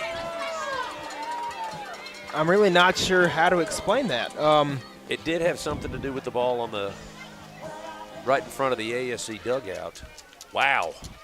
So it's now 3-2. With one out and a runner on second for ASC. After all that, the run does score. That's interesting. And fans, if you saw something we didn't, after Easton Page picked the ball up, is that pitch from Palokas to Womack will be a strike. As he picked the ball up, I looked down at my computer to change something over here on the score bug, and I don't know if I missed him throwing it out of play over the fence or what it was, but I looked down for just a second, and all of a sudden, the reality is that it's a 3-2 ball game now. Okay, 1-1 count, or 1-1, I should say. So we had Coach Stovall mad, and then they came over to talk to the ASC coach. He was fine. Then he was mad. Coach Stovall was okay. And then after talking with the ASC coach, then the umpire goes to Coach Stovall, and then Coach Stovall is mad again. So I'm not sure if somebody's mind got changed or what it was. That one's going to be hit up the middle, and it takes a bounce off the edge of the infield, and we're going to have possibly a tie ball game. We're going to have a play at the plate, no play at the plate. Throw to second, the tag, and they were able to they were safe at second. They weren't able to get that out, and we have a 3-3 ball game just like that. Wow, this game really just changed in the blink of an eye, Coach. It did. I'm sure not going to pretend like I know everything about baseball, but I'm going to maybe look a rule up on my way home or something. I want to know what happened there because, yeah, like George was saying in the pregame, one play here or there can really have a big impact on a game, and where those runners were as that last hitter came to the plate, good example of that. Hall comes back to the plate for ASC in what is now a tied ball game, 3-3 in the Carthage Veterinary Clinic third inning. Okay. Count will be 0-1. Boy, both of these fan bases are plenty entertained by what this is a really good game. The 0-1 will be ball one.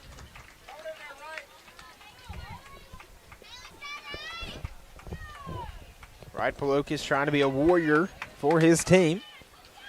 We got a dugout full of Warriors as far as I'm concerned. A lot of tough dudes over there. And ASC also, obviously. The 1-1 is ball 2, and the count's 2-1. As competitive as this series has been this week, you hate to have obviously you want to have a winner, but you hate to have a loser. Very worthy teams. Great series this week. 2 great fan bases, 2 great schools. It's also one I'm not ready for to end. Man, this has been fun. Every pitch. The 2-1 pitch will be ball 3. The count's 3-1. Speaking of 3-1, got some NBA playoffs going on right now, and some leads have been blown. It's been an interesting playoffs. You've been keeping up with it, Coach? You better watch yourself, Cooper. You stop talking about baseball. The 3-1 is going focus on the baseball. It's going to be ball 4. And that'll put runners on first and second for ASC. No, I don't mean to be Kevin Durant prickly when it comes to the online comments, but no, getting to the playoffs. 2 rather large, rather significant NBA playoff games tonight. Maybe we'll have a chance to talk about those some more later. Coach, is LeBron retiring this year?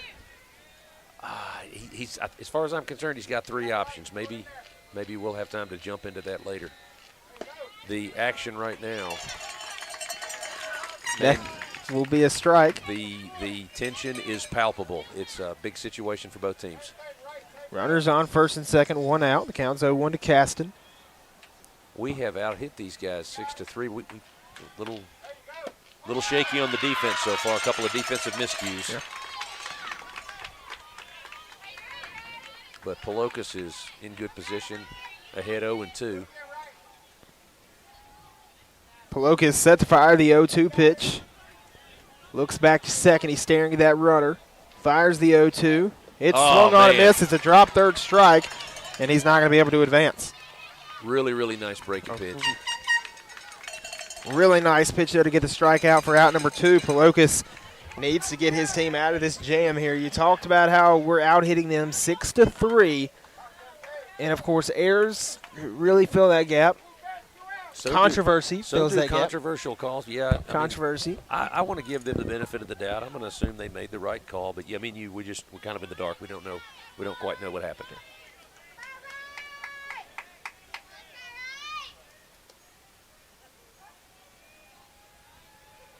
That pitch is swung on. Caden Stovall's right where he needs to be, and he makes the catch for out number 3. And after giving up 2 runs, Palokas is able to get his team out of the jam in the big moment there. 3-3 after 2.5, and we head to the bottom of the Carthage Veterinary Clinic 3rd inning. All tied up, and the Rebels are set to come to the plate. We'll step aside and return with more coverage of Leake Academy baseball here on Boswell Media Sports. Dr. Brooke Bobo and his staff at Carthage Veterinary Clinic wish you and your animals the very best. They treat all animals, large or small, with the care you would want for a member of your family. Carthage Veterinary Clinic provide for your sick or injured animals and also offer grooming and boarding as well. Located on Highway 16, Carthage Veterinary Clinic is open Monday, Tuesday, Thursday, and Friday from 7:30 until 5:30, and Wednesday and Saturday from 7:30 till noon. West Side Body Shop says, let's face it, stuff happens. And when it does, they can take care of damage as small as a chip in your windshield all the way up to full collision services. Insurance claims are always welcome too. Just be sure your first stop is West Side Body Shop in Philadelphia. They also specialize in truck accessories, including toolboxes, visors, Nerf bars, and winches. They make your ride look cool. West Side Body Shop, just off Beacon Street on Waterview Lane, right behind the Huddle House in Philadelphia. Boswell Media Sports.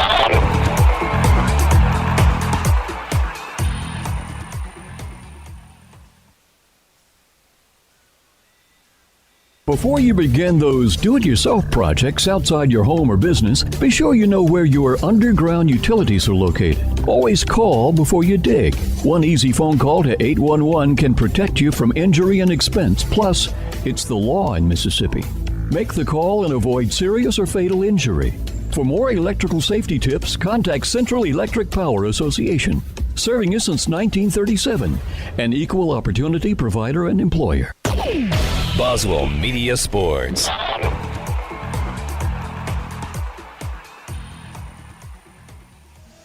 And we're back, getting set for the bottom of the 3rd inning. T. Wally, Tanner Walsworth coming to the plate for Leake Academy. He did something nice in his last at-bat.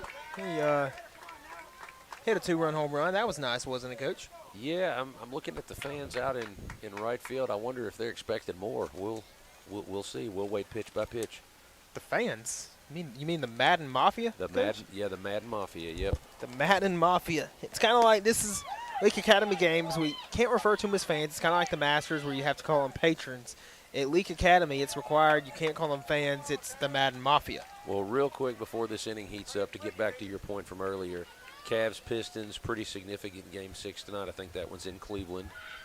A little bit later on, Philip Prince's Spurs are going to take on the T-Wolves. I think that one's in Minnesota, also a game 6. And to take a grasp at your LeBron question, Coop, only time will tell. LeBron's got a lot of options. Pretty sure when you get to be his age, you can do what you want to do. Counts 2-0. Minton gives it to Walsworth, who grounds it over to second. Play is made, and that'll be out number 1. Man, that second baseman, he's been incredible tonight. What's this young man's name? It just went away. My computer, or my iPad, it went down. I just had it. His range is incredible. It starts with his feet. He's really quick, but he does a great job of getting himself in position. And when he's not in position, he is not afraid to lay out. He's covering a lot of ground over there. It's Brennan Knight. That's his name. He's been incredible. And now he's, directing traffic, sending signals out to his outfield. Okay. Page is going to foul that one off, and that'll be a strike.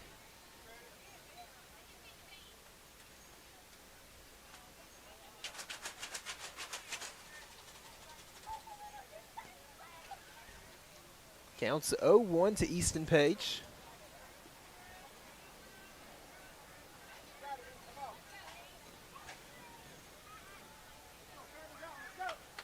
Page calls time. He'll step out. One thing I love about Page, he loves dad jokes. I tell a lot of dad jokes in my classes. Sometimes he comes back at me, dad joke for dad joke. Yep. So can we do a quick segment in the 4th inning with a few dad jokes from Coach Morgan when we come back from the break? Okay. We'll have to do that. I've got a good one for you. Maybe 2 or 3. Don't get me going. I'll try not to. Count will be 0-2 to Easton Page.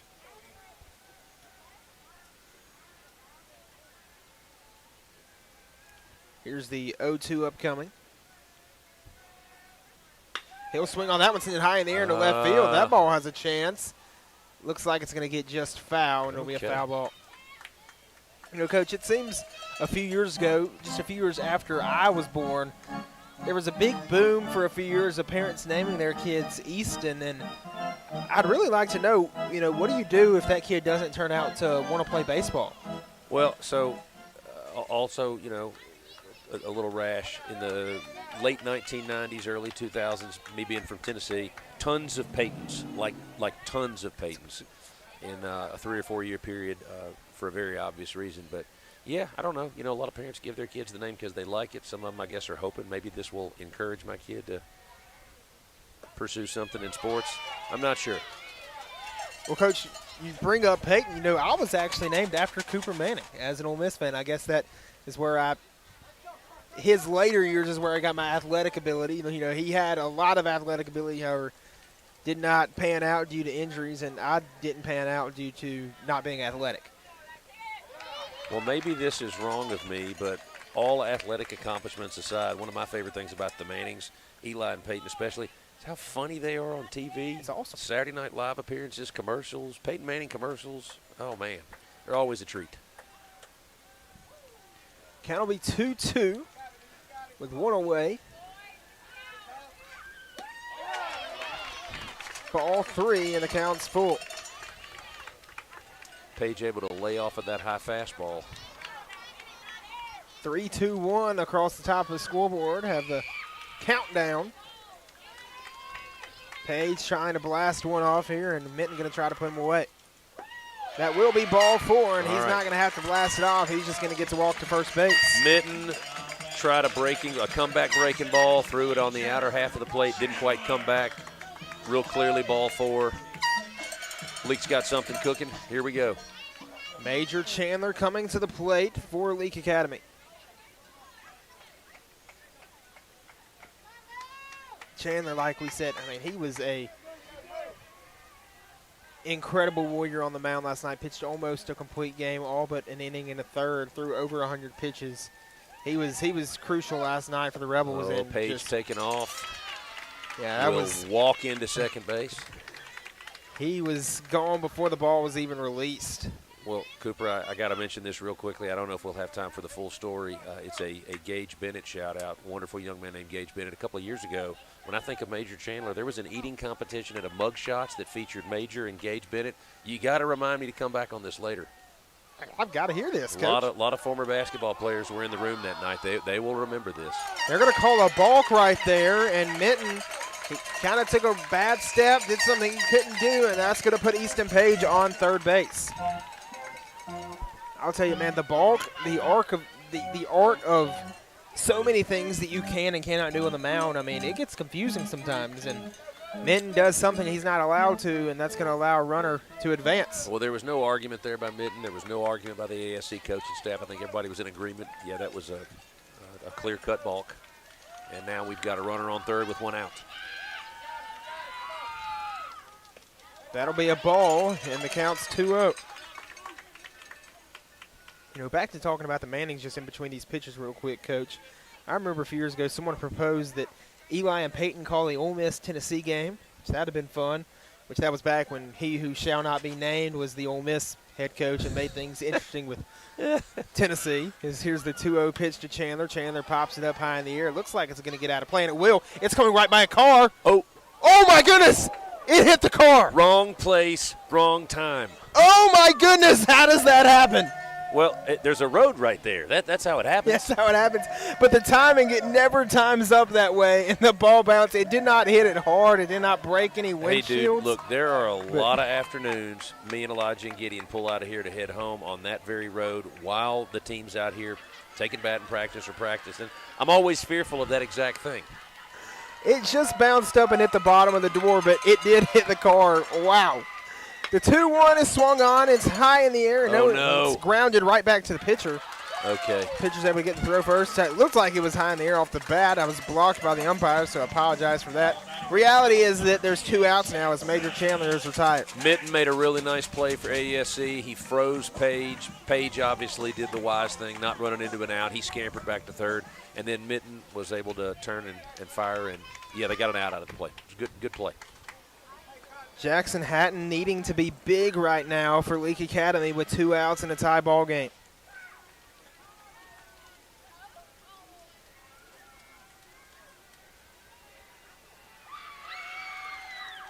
That one's going to miss inside for ball 1.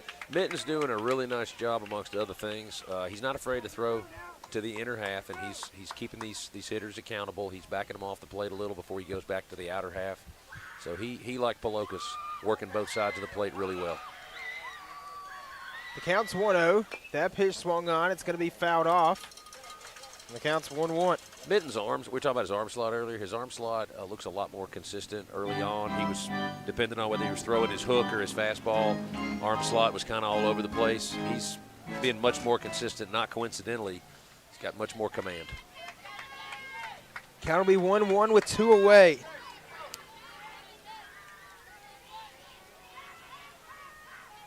.64 pitches so far for Minton.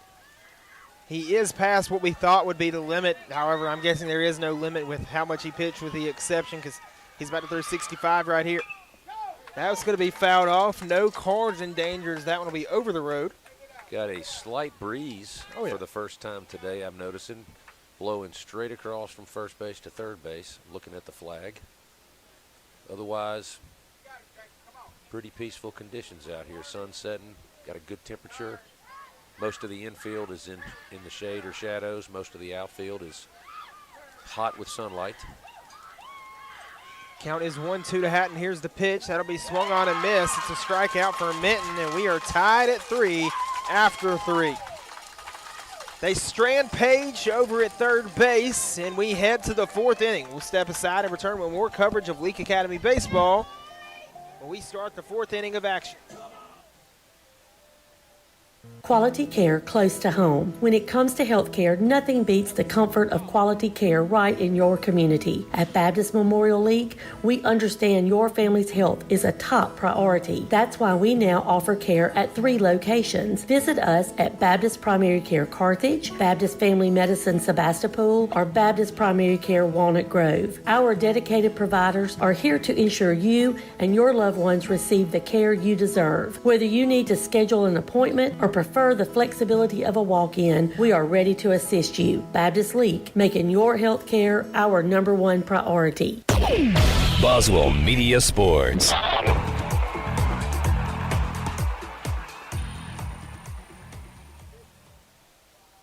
Sunrise over Neshoba County signals another hard-working day, and locals know just where to get the job done right. Neshoba County Co-op serves our community, supporting farmers, gardeners, and home growers with trusted supplies and friendly advice. From feed and seed to hardware and clothing, every aisle is filled with the essentials you use to make your living. Rooted in Mississippi traditions, the Neshoba County Co-op is proud to help your work flourish. Every season, every reason.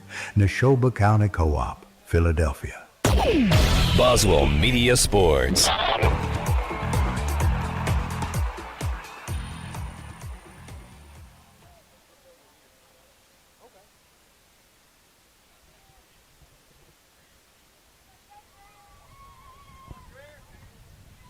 Dreher Van Norman comes back to the plate.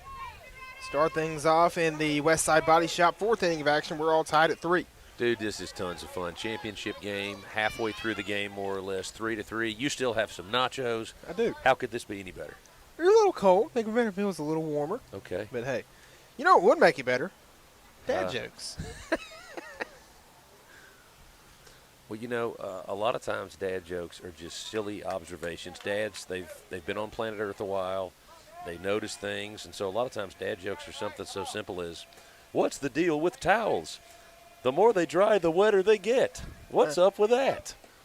And, of course, kids don't find things like that funny, but, you know, adults laugh at them. It is funny. I guess I'm getting old. Same thing with noses and feet. I mean, your nose runs, but your feet smell. That's another, you know. That's a good one. Dads love stuff like that. And then every once in a while you got like a real joke like, hey, did you hear about that new restaurant on the moon?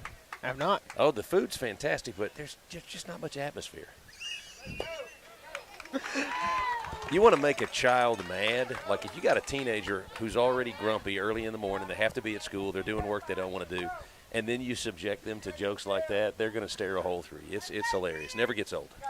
The count's the 1-2. The 1-2 pitch will miss, and it's ball 2. I'll tell you, speaking of atmosphere, this place has that right now. There is no lack of atmosphere in Madden right now. No, I think that, you know, the tension that I felt early on in the game that opened the game for both teams, I think that kind of went away and people started just making plays. Well, as the game is tied, I'm kind of feeling that tension creeping back in. Van Norman calls time again. I mean, it's effective. This kid, I mean, he's a smart baseball player. He's a really good baseball player. Really has a chance to be successful at the next level. Here's the 2-2. And it was a nice pitch there by Wright Palokas. That one tried to find the outside. Van Norman thought about going and chasing it, but he was smart enough to pull back from it. Well, I tell you what, you're thinking about that. I'm thinking about a cow with 2 legs. You know what you call a cow with 2 legs? The ground beef? It's lean beef. Oh, lean beef. That one's sitting high in the air and looking like it's going to get out of play, and it will get out of play into some, almost said fans, but into some Madden Mafia over on our left side. Well, Hatton and Warren both gave that one everything they could, and it just got out of play. I'll tell you, speaking about the Madden Mafia, I want to give a shout-out. Mr. Gary Thaggart is at almost every game. Could not be here tonight. He's visiting some family in Memphis, but glad that he's watching tonight. Dude, that guy, he's one of the nicest guys I've ever met in my life. I'm a nobody. I'm not from here. He always speaks to me. I see him at the Madden store a lot. He goes out of his way. When he's on campus, he rolls his window down. Everything that has ever come out of his mouth has been positive, encouraging. He's the friendliest guy. I love that man. Here's the payoff pitch, and that's going to be ball 4. Van Norman's going to get to take first base. And there's some words coming from Van Norman somewhere. Not sure who is directed towards, but things have started to get around the line of chippy in this game. Well, obviously to get to this level, both of these ball teams, a high level of competitiveness. They know how to deal with just about every situation in baseball, and it's a tie game. The championship's on the line, so not surprisingly, little competition coming out. And as a coach, what do you tell your guys when things start going that way to keep them from going too far with it or keep them composed in the moment? There's a guy that coaches basketball at Hartfield, Coach Goodman. He's as good a coach in the state as anybody, in my opinion. And he talks when he and I. As Welch lays down that bunt, runner will advance. That throw is overthrown. Palokas overthrew it for Page. Runners go into second and third. And now two are in scoring position with no outs for ASC. Oh. Man, that is not what the Rebels needed there. That should have been just a runner on second base and should have been an out. But just a little overthrown, and man, that's not good for Leake Academy. Well, again, Chris Goodman, he always talks about things you can control versus things you can't control. Last time he and I were talking, we talked a lot about attitude and effort, and something he always preaches to his players, and I try to do the same. Can't control 100,000 things over the course of a sporting event, but you can control your attitude, you can control your effort. Not a guy you want at the plate. Zane Minton at the dish. He lifts one up, fouls it off out of play.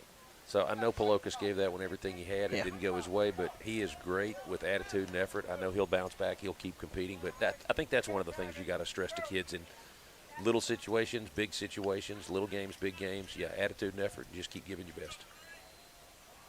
Count will be 0-1.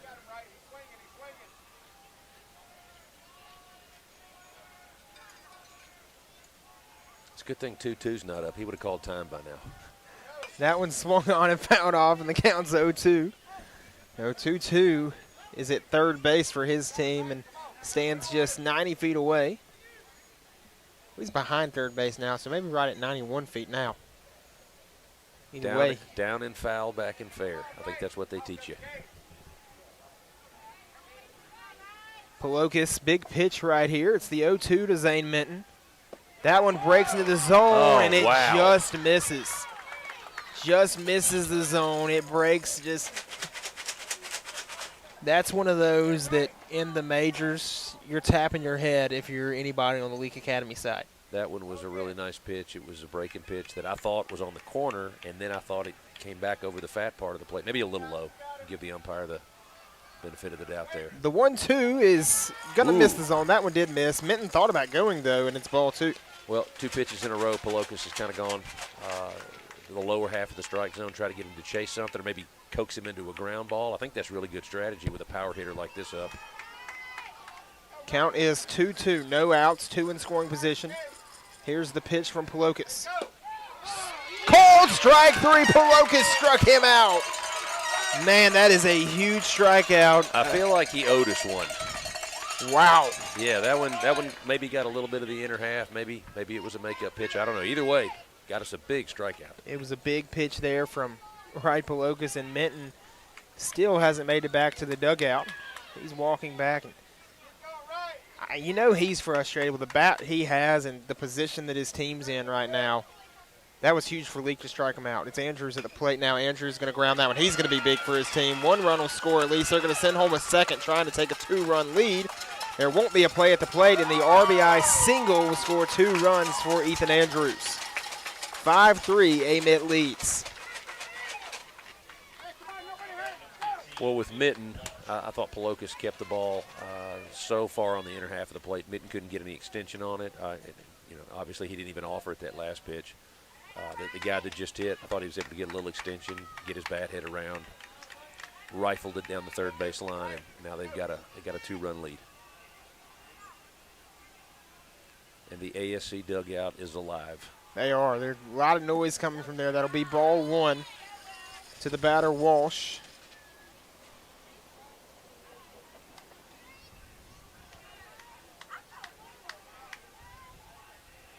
Cullen Manuel was in center field. I forgot to mention him in the South Group Insurance starting lineup earlier, that he is not batting but playing center field in this game. He's been incredible with that position this weekend. He always does a great job. There's a major leaguer Harrison Bader, I believe is his name. I think his nickname is Darth Bader. Am I wrong? Yeah, I think you're correct. He's one of the best center fielders anyway. I think Emmanuel. I think of Darth Bader. That one gets away from Gage Warren. He's going to throw down to second. It's blocked up by Austin Sweeney, and the runner will be safe. It's Andrews who takes second base, and now he's in scoring position. Rebels, they really need to get out of this inning. We saw the other night that they can make magic happen, but you want to stay out of a situation from where you need magic, if that makes sense, Coach. Well, I'm looking down to our dugout. I'm trying to kind of predict what the coaching staff is thinking. Pelokas has been great so far. I think he's really done a nice job. That one will get through. It gets past Jackson Hatton, who's at third. They're going to throw that one in. There's runners on the corners for ASC. Okay. All right, I'm looking at Coach Stovall's almost out onto the grass. Walsh with a nice hit there. Yeah. And here he comes. Yeah, Coach Stovall is going to come talk to him. He's going to call time. We'll see what the situation is. We'll leave the camera on, but we're going to step aside, and we'll return with more coverage of Leake Academy baseball here on Boswell Media Sports. Quality care close to home. When it comes to health care, nothing beats the comfort of quality care right in your community. At Baptist Memorial League, we understand your family's health is a top priority. That's why we now offer care at 3 locations. Visit us at Baptist Primary Care Carthage, Baptist Family Medicine Sebastopol, or Baptist Primary Care Walnut Grove. Our dedicated providers are here to ensure you and your loved ones receive the care you deserve. Whether you need to schedule an appointment or prefer the flexibility of a walk-in, we are ready to assist you. Baptist League, making your health care our #1 priority. Boswell Media Sports.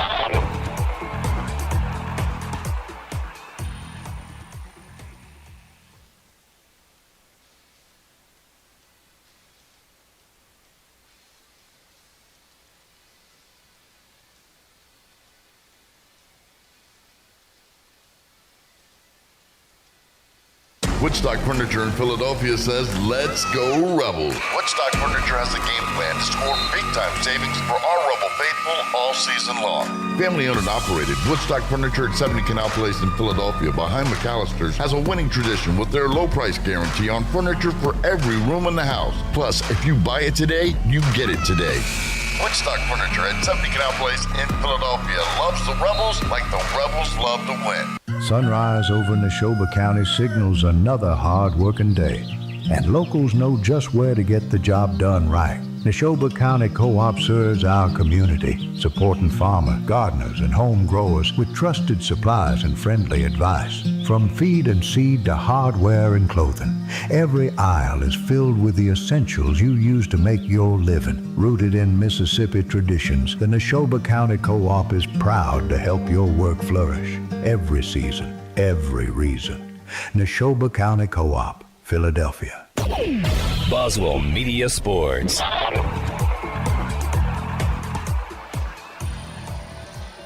And we're back, and the new guy in for Leake Academy is Brennan Evans, now on the mound. Hatton's gone to left field, and Wright Pelokas has gone back to third base. I am super excited to watching Evans. I love his arm slot. He's not quite a submarine pitcher, but he throws from I guess you could say he throws sidearm. He's got a little sinker, got a little slider. I love watching this guy pitch. This is going to be a lot of fun. He does pitch the ball well. He's got 22 in 2/3 innings pitched this year. Cooper, you're way too young to remember Dan Quisenberry for the Kansas City Royals. I am way too young for that. One of my favorite. He basically threw. He almost threw it underarmed for the Royals in the 80s. He was one of my favorite guys to watch growing up. There's a guy now that does that. His name's Tyler Rogers. Not the same Tyler Rogers that you worked with at Natawoya. Oh, I love Coach Rogers. I hope he's doing great. The old Natawoya basketball coach. As that one will be strike 3. Evans struck him out. A big strikeout there. Man, bam, bam, bam. Evans comes right in and goes to where. That's awesome. 2 outs now. That's huge.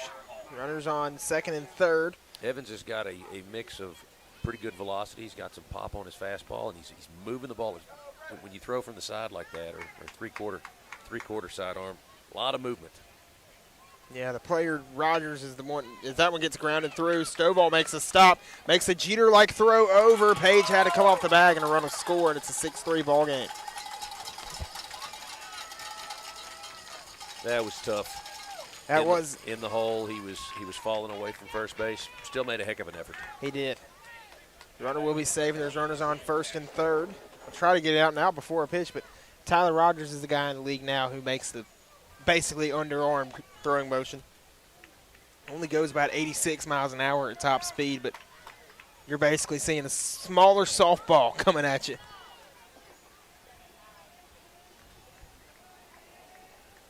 Here's the pitch from Evans. That'll be swung on. It gets foul. Looks like William Warner and John Brady Pickens walked all the way in from right field. Got him something good at the concession stand. Now they're heading back. Shout out to young Mr. Pickens, young Mr. Warner. That one will be behind the batter. Runner's going to go. Throw back home. Evans the tag. Evans got him. There we go, baby. What nice a play by Gage Warren to flip that one to Evans. It wasn't the greatest pitch. It was behind the batter. Runner took off, and Walsh is tagged out at home. It took Gage about a half a second to get to the backstop. Nice snap throw. So, Coach, not the inning that the Leake Academy Rebels wanted there. They have to bounce back at the plate. Yeah.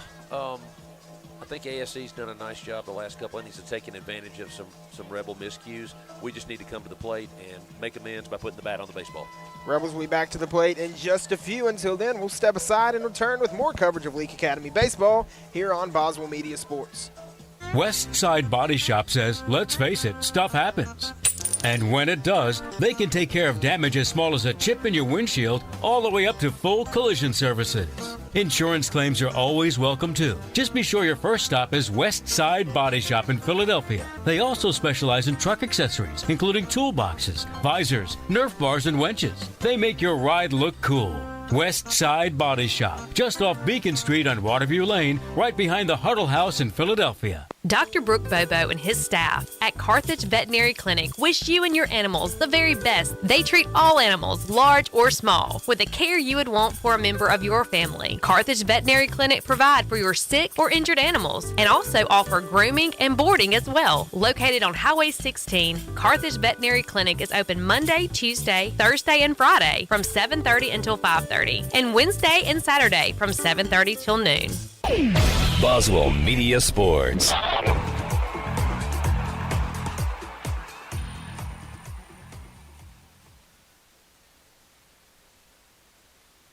Quality care close to home. When it comes to health care, nothing beats the comfort of quality care right in your community. At Baptist Memorial League, we understand your family's health is a top priority. That's why we now offer care at 3 locations. Visit us at Baptist Primary Care Carthage, Baptist Family Medicine Sebastopol, or Baptist Primary Care Walnut Grove. Our dedicated providers are here to ensure you and your loved ones receive the care you deserve. Whether you need to schedule an appointment or prefer the flexibility of a walk-in, we are ready to assist you. Baptist League, making your health care our #1 priority.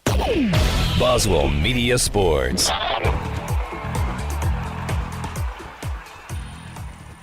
And we're back. Austin Sweeney at the dish for Leake Academy to start things off in the West Side Body Shop, bottom of the 4th inning. This kid is tough as nails. Great guy to have up, in the leadoff spot, or leading off an inning, I should say. 6-3 ball game. Ooh. That pitch is low and ball 1. That is the 67th pitch of the game for Minton. And I think that joke has died out, Coach. I don't hear it anymore. That is great. When you're around for a couple of decades like I've been, sometimes you just see kids and you see what kids laugh at, and you're like, I can't wait for y'all to get sick of that and for y'all to move on to something else. Absolutely. Maybe by August it'll be gone completely. Counts 1-0, and that one will miss to the outer part of the zone, and it's ball 2. I'll tell you, Coach, I'm a youth pastor, and I learned that once I started saying 6-7, they didn't think it was cool anymore, Okay, so and it went away. I've never been a Facebook guy. Facebook's wonderful. It's just not for me. Because that'll be grounded over to the second baseman, and he's made hard plays all night, so he's going to make the easy ones too. Knight takes care of business for out number 1. But there was, I don't know how many years it's been, 20 years maybe. Kids used to think Facebook was the coolest thing on the planet. You know, all it took for kids to no longer want to get on Facebook? Adults being like on their Facebook. Moms on Facebook. They were like, forget it. Gotta find something else. Oh, man. Wright Palokas, the new third baseman. He started this game as pitcher coming to the plate. Palokas is 1 for 1 this ball game. Here's the pitch from Minton. Palokas swings and misses. That'll be a strike. I'm pretty sure moms still like Facebook. Again, no sense of time whatsoever. I have no idea how long this has been going on, but most moms who are into Facebook are really into Facebook. They like that Facebook. And once I graduated high school, I got Facebook, so that's, I guess, when I got old, I guess. You know, you talk about ancient history. We'll pause for the pitch. As that pitch will be in the zone for a strike, and the count's 0-2. I had a young person this year explain to me, and this is word for word, I'm not going to out the young person, but they said, Coach, anything that happened before 2016, we consider that ancient history. And we kept talking, and they basically told me the year 2015 and the Revolutionary War, basically the same time period in their mind. That's the way kids think. The 0-2 will be ball 1, so you're telling me that the Steph Curry 2016 season is now going to be considered ancient history? We were talking about a movie, and I said, what year did that movie come out, like 2014? And they were like, yeah, that's ancient history. And I was like, what? I know it's been a little while since 2014. The 1-2 misses the zone, and it's ball 2, and the count's 2-2. Great breaking pitch there, just a little low when it crossed the plate. More of that Spanish 2 discipline. Spanish 2 discipline. Keep going back to the well.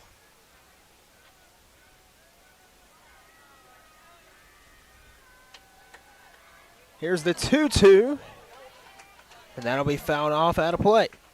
Bounces off of a tree limb, and an ASC fan is able to make the catch, flips it over to some kids, and they're probably going to need to take that back to the dugout, but they're going to want to try to keep that. I don't know who that ASC fan is, but he is a real man's man. He stands the entire game up on the road. I saw him here Tuesday. He's back today. He's made the drive twice this week. He's hardcore. Oh, yeah. 2-2's the count, 1 away. Here's the 75th pitch of the game from Minton, and it is strike 3 for out number 2. He gets a big strikeout. I think he caught Palokas guessing there. I think Palokas might have been thinking another breaking pitch, and he just threw the heater right by him. Yeah, he's thrown almost 150 pitches in the span of 4 days. Brendan Evans is going to be at the plate for the Rebels. Of course, reminder if you're just joining us, we did say that when we say Rebels, that is Leake Academy. Both these teams are Rebels, but the same thing we do when we play Tri-County in sports. To avoid any confusion, when we say Rebels, that is Leake Academy. We'll refer to Amite or ASC, as that'll be a grounder, a soft grounder picked up, and he doesn't pick it up. He's able to he struggles with it. Excuse me. Wait, is that that's been called foul? Did he call that foul? He held my goodness! Held up both hands almost immediately.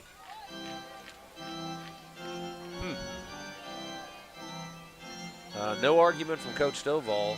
He could see things we obviously couldn't see, so I guess that was the right call. Evans asks the umpire, and the umpire did confirm it with him. He nods his head. He's like, okay, I'll take it. He's showing bunt. He loves to bunt, or to show it. Had the big bunt the other night, just kind of mixes swings as the 0-1 will be up and away for ball 1. You have pitchers that mix pitches. He mixes swings, mixes stances. Count is 1-1 to Brendan Evans, 2 away in the inning. Minton fires that pitch. Evans swings and misses, and it's going to be strike 2. No way this guy goes 7 innings today, right? I mean, we're making him work a little. We have runners pretty much every inning. He's thrown a lot of pitches this week. He looks good now, but yeah, Coach. I don't know. Coach, he's getting hot. He's heating up as the time goes on. Here's the 1-2. That swung on and missed. Evans chased it high, and it's a big strikeout for Zane Minton. That will end the 4th inning. ASC leads it by 3 heading into the 5th. So we'll step aside and return with more coverage of Leake Academy baseball here on Boswell Media Sports. Sunrise over Neshoba County signals another hard-working day, and locals know just where to get the job done right. Neshoba County Co-op serves our community, supporting farmers, gardeners, and home growers with trusted supplies and friendly advice. From feed and seed to hardware and clothing, every aisle is filled with the essentials you use to make your living. Rooted in Mississippi traditions, the Neshoba County Co-op is proud to help your work flourish every season, every reason. Neshoba County Co-op, Philadelphia.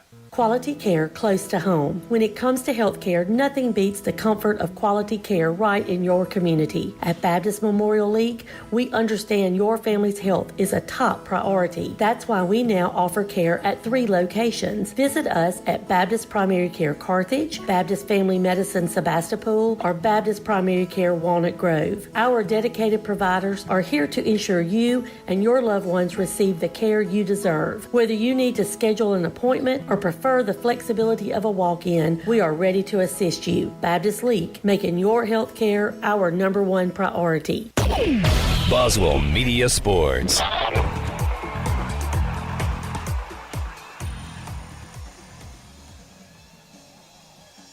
And we're back to start the Leake County Co-op 5th inning.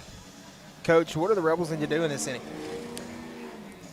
Well, I want to give a quick shout out to a very special young man, Will Bobo. While Gage Warren was getting his gear on, Will jogged out here and helped get Brennan Evans loose. Love that Will Bobo. Great kid, great sense of humor. He was in one of my classes this year. But to get back to your question, I think we need to get 3 quick outs, get ourselves back into the dugout. Defense needs to tighten up a little bit. Evans doing a good job of putting the ball around the plate, so I think the defense will have some chances. We've just got to stay sharp and make some championship-level plays. That'll be strike 1 on the pitch. That's going to be fouled off, and the count's 0-2.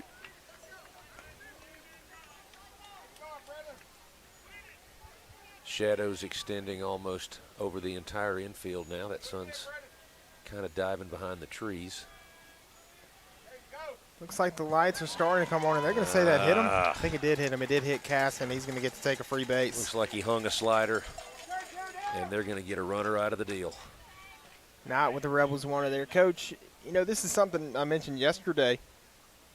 Lights are starting to come on. We might catch, just right at the beginning of it, but something these early 5 o'clock games take away this time of year is the feel of a night game.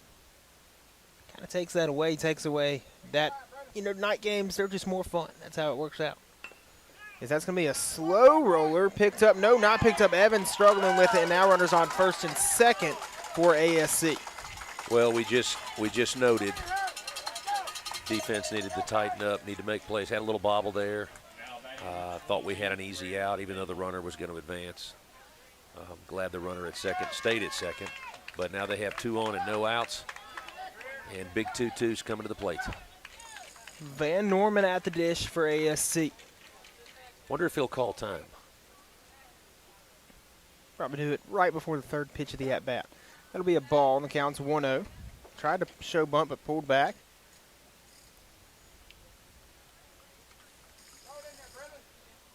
Got a lot of quality noisemakers in the crowd tonight. I thought I just heard a cowbell from the Leake side. That'll be grounded over to third. Right Pelokas throws over to first and gets the out. A runner will advance. ASC fans didn't like that. They didn't like that one, but I think it was the right call. I think it was. There's runners on second and third now for ASC with 1 out. Yeah, Leake's got a cowbell or 2, a couple of other things. The ASC fans, they seem to be big fans of the Dasani bottle filled with rocks. I've heard a couple of those. Absolutely. And we have David Edelstein out here tonight from, is it WJTV? Did I get that right? WJTV TV. Glad to have him out here covering the game tonight, state championship. Is good to have the news from Jackson out here, man. This is a big game. Count is 0-1 with 1 away. Really nice pitch there by Evans. Floated that breaking pitch across the plate.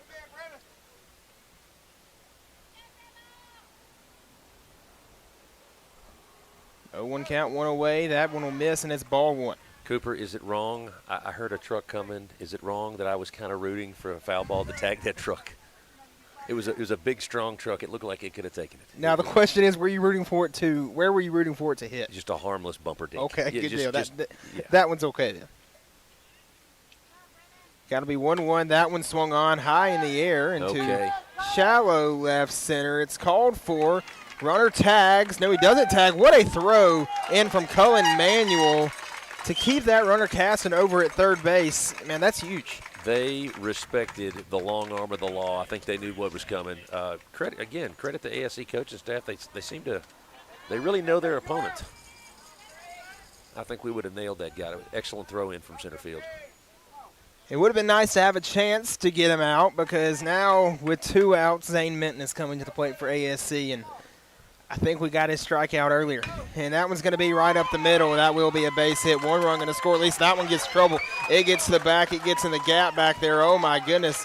Minton is going to stay put at second and 2-run score, making this an 8-3 ball game. Cooper, I, again, am not going to claim any extensive knowledge of baseball whatsoever, but I did just look down. I saw first base open. I did think the thought microseconds before that pitch got hit to center field, would we even entertain the idea of putting this guy on? And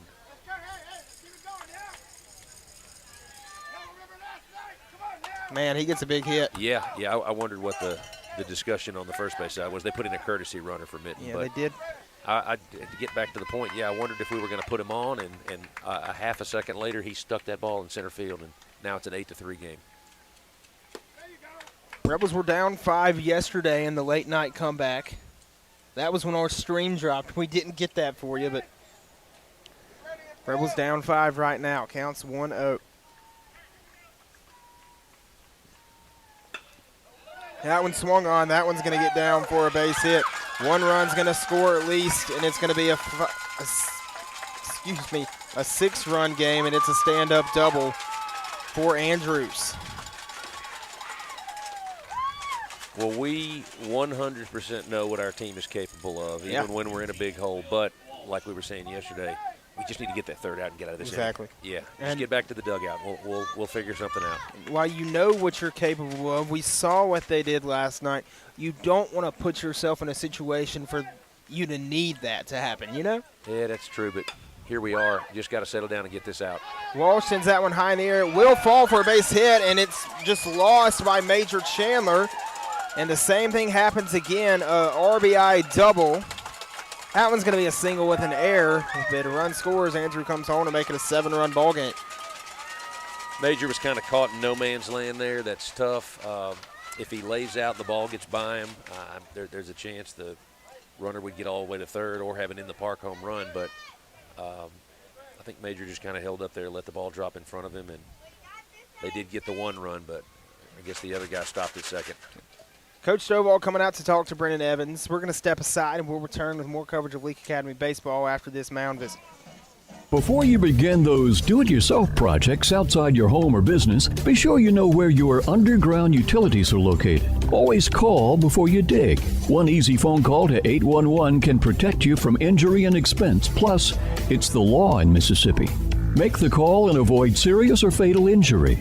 For more electrical safety tips, contact Central Electric Power Association, serving you since 1937, an equal opportunity provider and employer. Boswell Media Sports.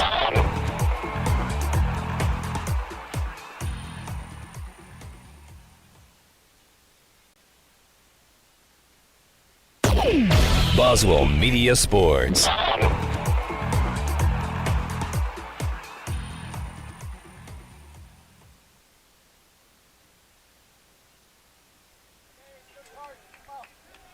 Brennan Evans back out there, throws the pitch. That one will get away from Gage Warren, and he'll just take third base. The runner now at third. Walsh advances.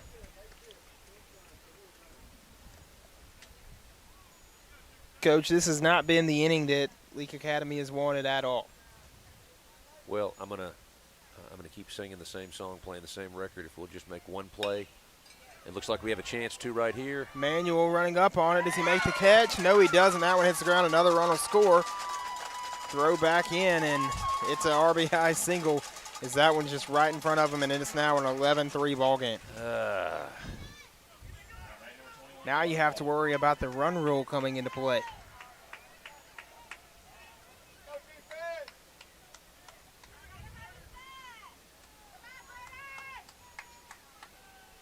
Hall at the plate for ASC. He swings and misses. That'll be a strike.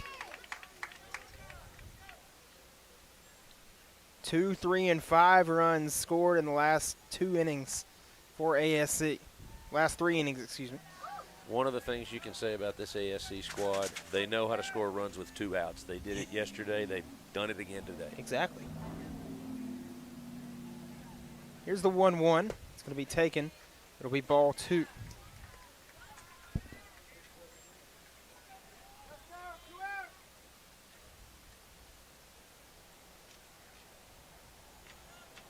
The 2-1 is sent right to Palokas, right Palokas. There we go. And he makes the catch for out number 3. So they get the 3rd out they needed. Now they have to make a lot of things happen at the plate, Coach, starting with the bottom of the 5th inning. Well, I don't know if you can get it all back in 1 inning, but we'll just, like we did yesterday, we'll take it a hitter at a time. Just chip away and do what we can. We've got a couple of innings, hopefully, to work with, and before you know it, we can be back in this thing. We'll step aside and return with more coverage of Leake Academy baseball, and we start the bottom of the 5th inning. Woodstock Furniture in Philadelphia says, let's go Rebels. Woodstock Furniture has a game plan to score big-time savings for our Rebel faithful all season long.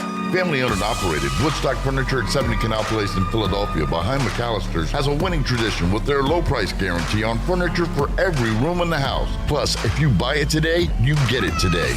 Woodstock Furniture at 70 Canal Place in Philadelphia loves the Rebels like the Rebels love to win. Sunrise over Neshoba County signals another hard-working day, and locals know just where to get the job done right. Neshoba County Co-op serves our community, supporting farmers, gardeners, and home growers with trusted supplies and friendly advice. From feed and seed to hardware and clothing, every aisle is filled with the essentials you use to make your living. Rooted in Mississippi traditions, the Neshoba County Co-op is proud to help your work flourish. Every season, every reason. Neshoba County Co-op, Philadelphia. Boswell Media Sports.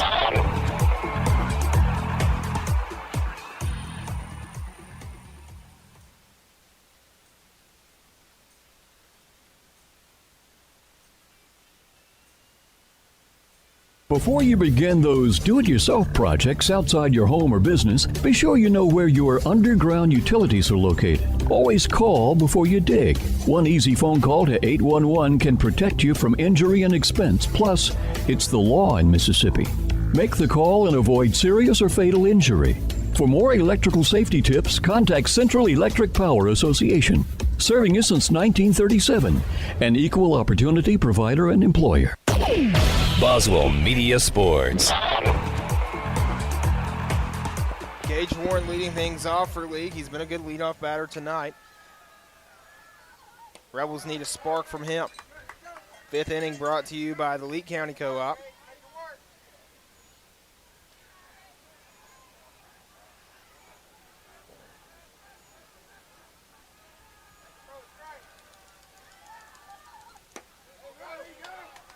Gage did a really nice job, 2 pitches in a row. He's up 2-0, hitters count. Sit back, get something good to hit, and give it a ride. Trying to get this pitch count up for Minton. It's up to 81.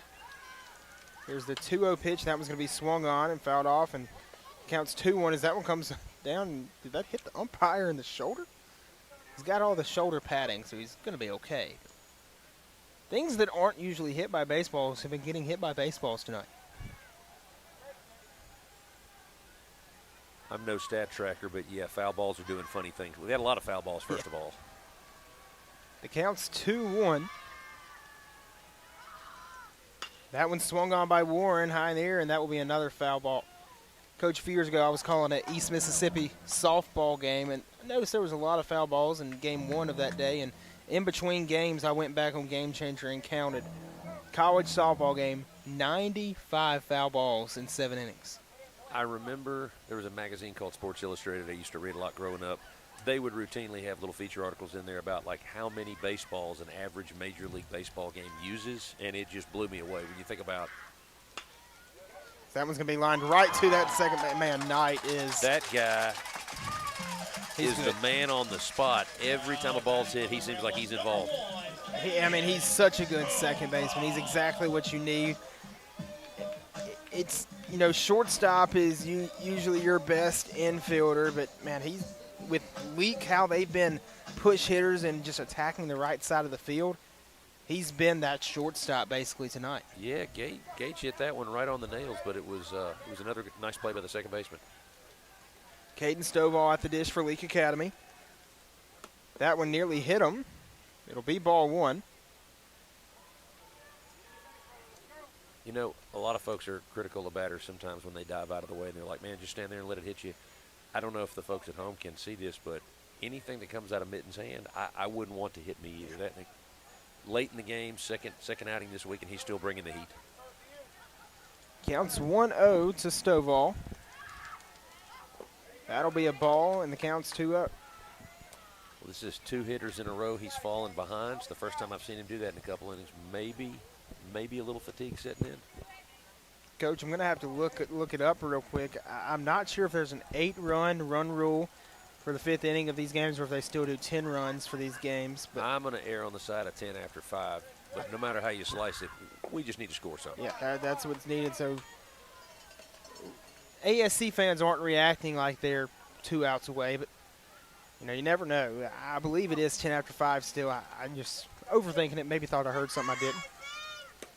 That'll be ball 4, and Stovall is going to get to take first base, and that's a positive for Leake Academy. Now I'm looking down at the ASC coaching staff. I'm wondering if something's going on with them. Head coach looks like he's gone back into the dugout. And we know there's no way Reagan can be available, right? I wouldn't think so.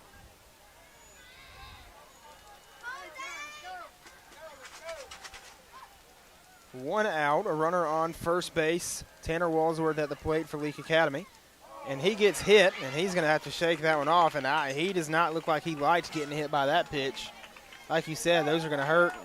ASC coach back out of the dugout with runners on first and second. Talking to one of his coaches, he's going to walk out there. Hall and the outer infielders coming in to talk as well. So we're going to step aside. We'll see what happens. We'll return with more coverage of Leake Academy baseball here on Boswell Media Sports. Before you begin those do-it-yourself projects outside your home or business, be sure you know where your underground utilities are located. Always call before you dig. One easy phone call to 811 can protect you from injury and expense. Plus, it's the law in Mississippi. Make the call and avoid serious or fatal injury. For more electrical safety tips, contact Central Electric Power Association, serving you since 1937, an equal opportunity provider and employer. Looking for one place that covers your poultry, farm, work, and sport? That's Ozark Ag. They carry a full line of poultry supplies to keep your operation running strong. Plus ammo and direct gun accessories, pistols, shotguns, and rifles. Ozark Ag has what responsible hunters and sportsmen need: local service. So it's just a conversation with Minton. Minton back out there, Coach. And what do you think's going through his head as a pitcher right now? I go back to a conversation you and I had earlier about your unnamed ASC source that lets you know maybe a little bit of a lack of roster depth on the pitching mound today. I think it's an 11-3 lead, and obviously ASC's comfortable where they are right now, but they look very, very vulnerable. Mitten's starting to throw it all over the place. Counts 1-0 to Easton Page.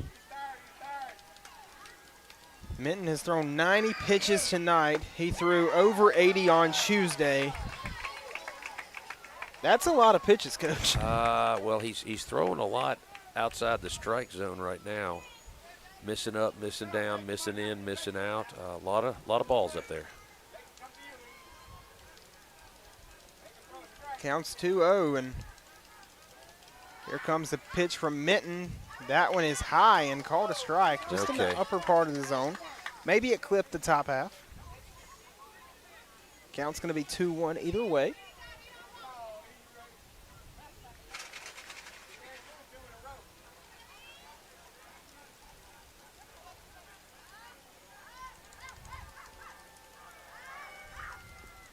That one swung on a miss, and the count's going to be 2-2. Well, I'll tell you, a swing and a miss for a strike there, but the catcher was set up on the absolute outer half of the plate. Mitten throws a breaking pitch that started on the outer half. Catcher ended up sliding all the way back to the inner half of the plate, so a strike though it was, he missed his spot by about 3 feet, it looks like. Count will be 2-2. More comfortable position now for Minton.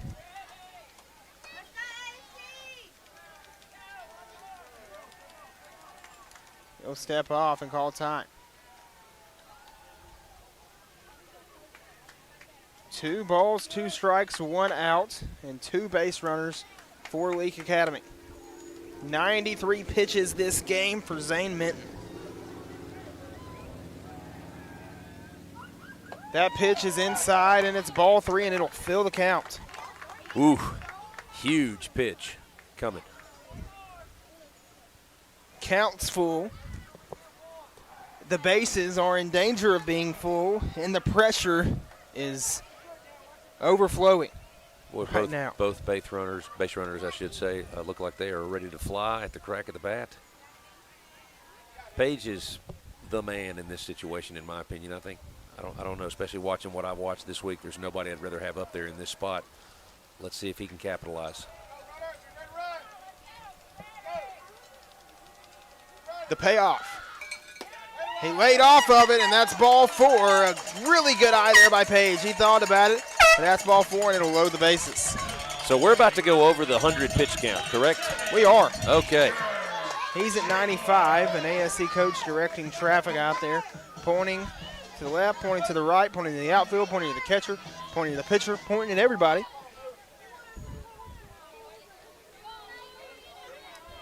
So Tuesday and the first part of yesterday, we left a ton of runners on base. Back into the game yesterday, everybody who got on pretty much scored. We've got 3 guys out there. We got to get a couple of runs in here. It would be huge. Minton trying to dial in and be big for his team. Chandler trying to be big for his team. And that one had a really nice break to it, but it's low and will be ball 1. The range his breaking pitch covers is insane. Oh, it falls off the table. I mean, it moves left to right. It moves top to bottom. Wherever it starts, it's 3, 4, 5 feet away by the time it gets to the plate. Really, really hard pitch to hit. The count's 1-0. That one swung on and missed, and that'll be a strike. That one was straight, didn't fall off the table like that one. Speaking of falling off the table, got some new chairs tonight, and these ones I'm hoping are not going to break. A little bit stronger, a little bit thicker legs, and hopefully I won't break a chair tonight during the broadcast. I don't mean to be disrespectful or pick at you. That was hilarious yesterday. It was hilarious. Very, very funny. It was hilarious. Counts 1-1 with 1 away. Bases loaded. The pitch to Chandler. Chandler grounds that one. Stopped by Knight. Knight makes a very rare error, and the throw's off too. Chandler just ran over the first baseman. A run's going to score. A second run's going to score. They're going to say, ooh, that was a football-like collision. We're going to step aside. We're going to take the camera off of that. We'll return with more coverage of Leake Academy baseball, and we'll bring you information on what the call is going to be and all of that.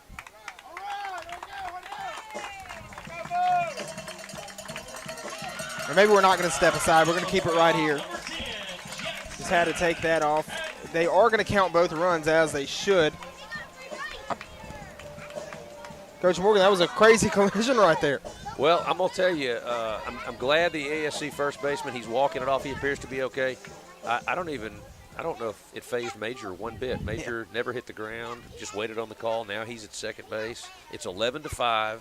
We got 1 out. Runner on second, runner on third. And, hey, what did we say? Just nickel and dime, make a couple of plays, get you a couple of runs, and ease your way back into it. It will be Jackson Hatton at the plate. And, you know, they're checking on him still, the first baseman. One thing I forgot to mention is that the ball was thrown out of play. It was thrown into the dugout, so that did allow Major Chandler to go take second base. They are checking on Hall still. We're going to have a trainer walk out there. And, you know, he's, of course, trying to stay tough, but getting run over by Major Chandler with no pads on, I'm sure, is not fun. You hate to see, especially fifth inning of a championship game, you hate to see anything like that happen. I don't know Hall very well, but I've enjoyed watching him compete this week. He really represents his team well. Seems like a great young man. Hopefully he's able to walk this off and continue to compete. It looks like he's hurting, though. Yeah. Counts 1-1 to Hatton. He's at the plate with 2 in scoring position. Minton fires that one, and it's ball 1. Minton appears to be a little rattled. fatigue has got to be playing a role in this. He is, I think he's approaching the bottom half of the Rebel lineup, but he's at 6 right now. Yeah. That pitch is in the zone. It's a strike, and the count's 1-1. Okay. And that's 99, the magic number 100 coming up. Not a magic number, really, because there's no – I'm assuming he has no limit tonight. There's no way he'll be allowed to throw like 120 pitches, I don't think. Who knows? A competitor like him, I think his coach is going to have to rip the ball out of his hands. That's going to be tough. Here's the 1-1 pitch. That one is a strike. It was a nice pitch there. That is insane, man. That thing started a foot outside. It landed on the inner half of the plate. I keep coming back to it. His breaking ball has got a ton of range. There's 2 zeros. It's already too big of a number to fit on the pitch count part of the scoreboard, as he's thrown 100 pitches now. 1 and 2. Hatton's got to be ready to pounce on anything close. Pounces on that one and fouls it off. Had a way to battle, dude. Hang in there. It's a good foul ball there, and he has to be smart. This is where mental toughness comes into play. Rebels have made it a 6-run game. There's 1 out, and they have 2 in scoring position. Jackson Hatton, of course, at the plate. Minton looks back to second, fires the 1-2. Hatton swings on it. It's a chopper over to third. The third baseman will throw over to first. Hall makes the catch for out number 1. A run does score for Leake, and it's a 5-run game. 11-6, ASC leads it. Look, I realize we're still down 5 runs, but 11-6 looks a heck of a lot better than 11-3. It does. Just take it an inning at a time. I know Coach Stovall has been preaching this message to his guys all year about what do we do when things don't go our way, backs to the wall. There were at least 2 series this year where they would lose game 1 of the series, and one of the things I love about Coach Stovall, he regroups his guys really, really well. And yesterday, even within 1 game, I mean, good grief. I don't know what he said to the dudes to get them lit up and fired up, but we seem to be drinking the same Kool-Aid tonight so far. Counts 1-0 with 2 away. Major Chandler is at second base. He's in scoring position.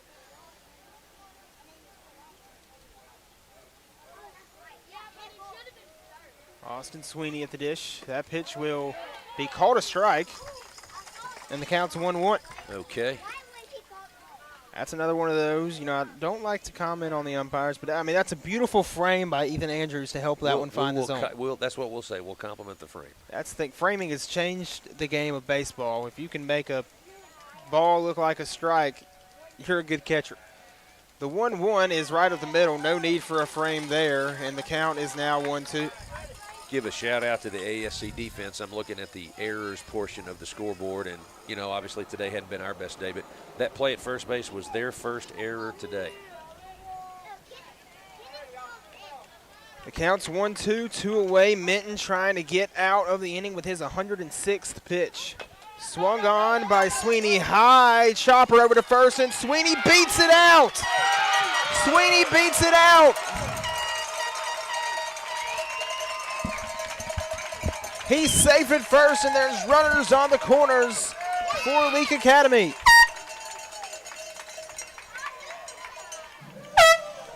These guys are going to talk about it. Okay, Coach Stovall is losing his mind over there. I don't know if Sweeney, I don't know if he turned left, crossed the line, and they then tagged him. I think that's what's being discussed here. This is a big call. Oh, it is. It didn't look like he did.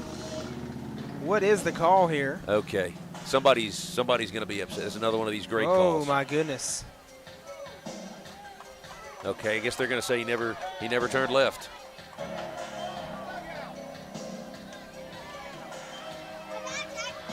I saw our first base coach adamantly directing the runner to stay on the bag or stay close to the bag. The call is safe. ASC coach obviously incensed. Yeah, he's not happy with that one. But the reality, like we've said times when there's been calls that have been questionable for one team or another, the reality of the end of that is there are runners on the corners for Leake Academy with 2 outs. It's an 11-6 ball game, and Wright Pelokas is coming to the plate for LA.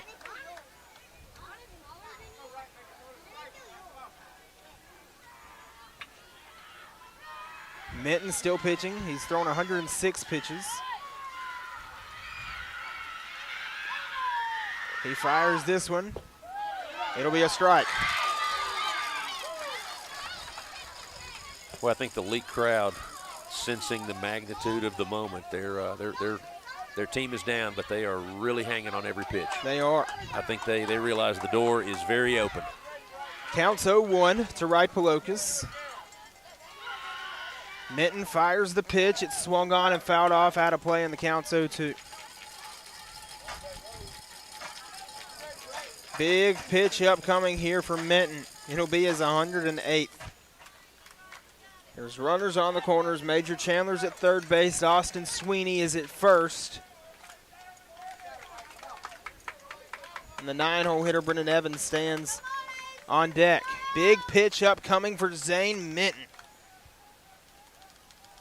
Runners go. The 0-2, that one misses. It's a ball, and there's two in scoring position now for Leake. Let's go right, big pitch. Let's go right. We have a 1-2 count with 2 outs. Man, this is big.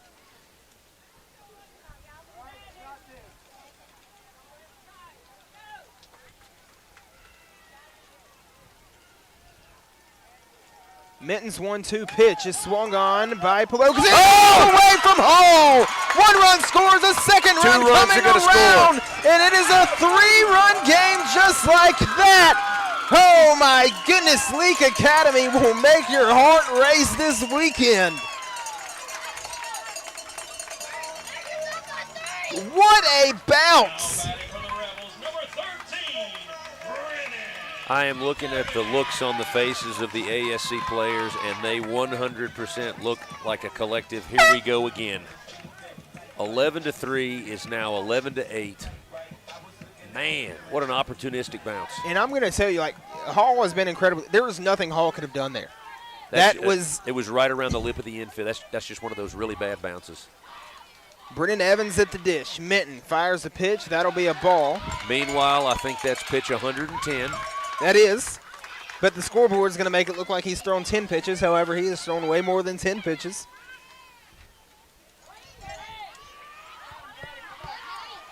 Here's the pitch from Minton. Evans swings on it, fouls it off out of play, and the count's 1-1. I guess we had a little hit and run on there.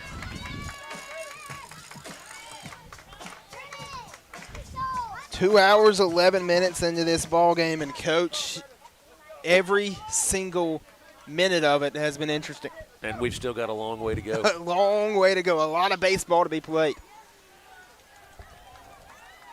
Minton nods his head at the call. He has a look on his face like he's mad, and he's pitching mad. That can go one or two ways for pitchers, as Evans will take that. That hit him in the ankle. Runners on first and second now for Leake Academy. And guess where they are in the order? At the top of it with Gage Warren coming to the plate. The ASC coaching staff, they look very frustrated. And I'll tell you, I mean, in this situation, here comes the head coach. Yeah, here comes the head coach. Not sure if they're making a pitching change or what it'll be. But for now, we're going to step aside, and we'll return with more coverage of Leake Academy baseball. It's a brand-new ball game, 11-8 in the fifth. Rebels have made it from an 8-run game to a 3-run game in just 1 inning. We'll be back in 30 seconds. Before you begin those do-it-yourself projects outside your home or business, be sure you know where your underground utilities are located. Always call before you dig. One easy phone call to 811 can protect you from injury and expense. Plus, it's the law in Mississippi. Make the call and avoid serious or fatal injury. For more electrical safety tips, contact Central Electric Power Association, serving you since 1937, an equal opportunity provider and employer. Boswell Media Sports.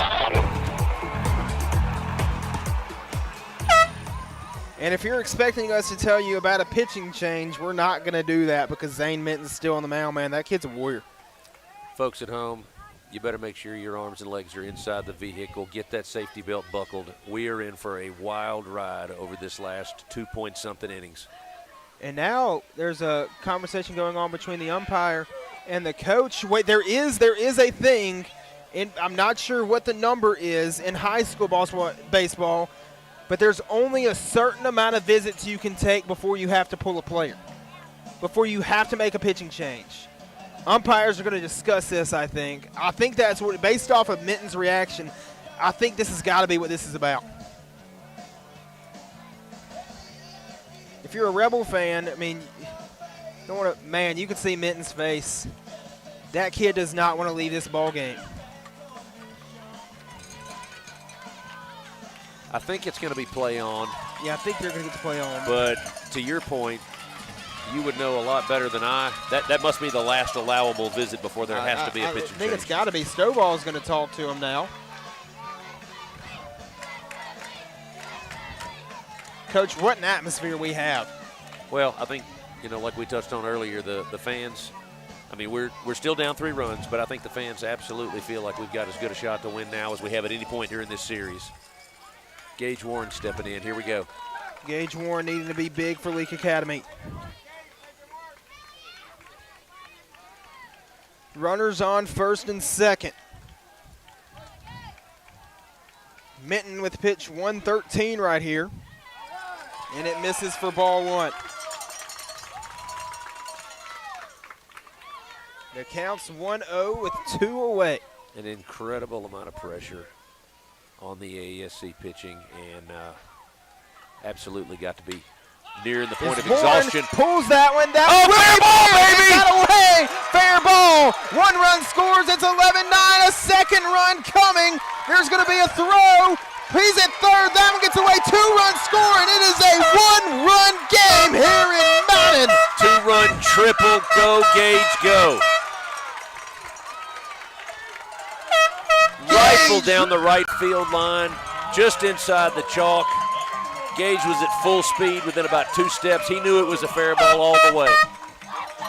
It is loud in Madden, Mississippi right now that they can hear you in Carthage. A 7 spot in the bottom of this inning. Wow. Oh my goodness, it's a 1-run game. Gage Warren is 90 feet away from tying this game. That'll be ball 1. Wow.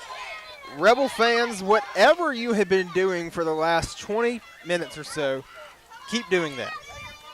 I'm not superstitious, but I'm a little stitious.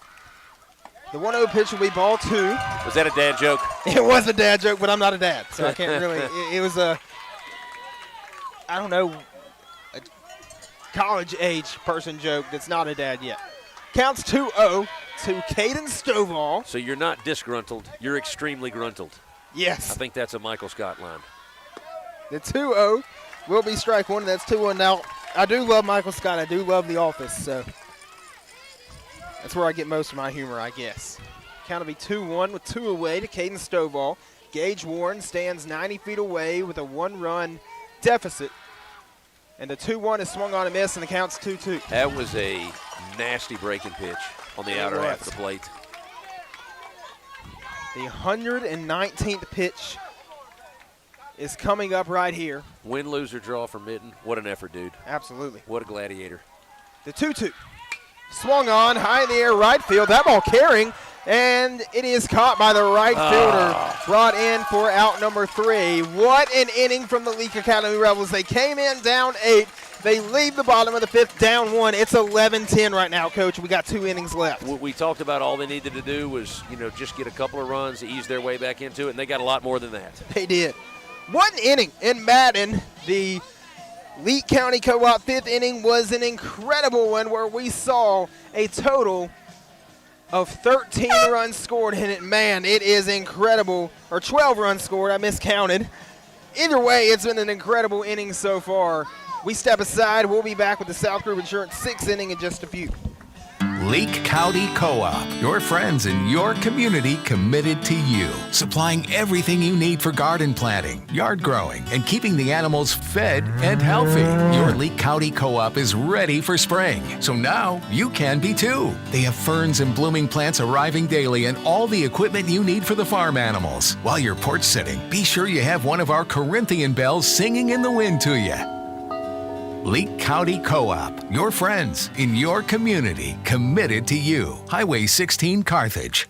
Life is full of surprises, but with the right insurance, you can be prepared for whatever comes your way. At South Group Insurance, they offer tailored insurance solutions for your home, auto, business, and farm. Whether it's protecting your family or securing your future, they're always there to help. South Group Insurance agents are local, experienced, and ready to help provide personalized service that's right for you. South Group Insurance, just off the Court Square in Carthage. Boswell Media Sports.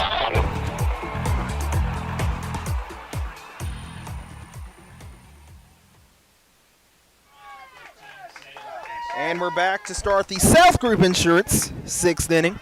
And if you left us during the 5th inning at any point, it was 11-3 going in, and just did not look at all like it was going the Rebels' way.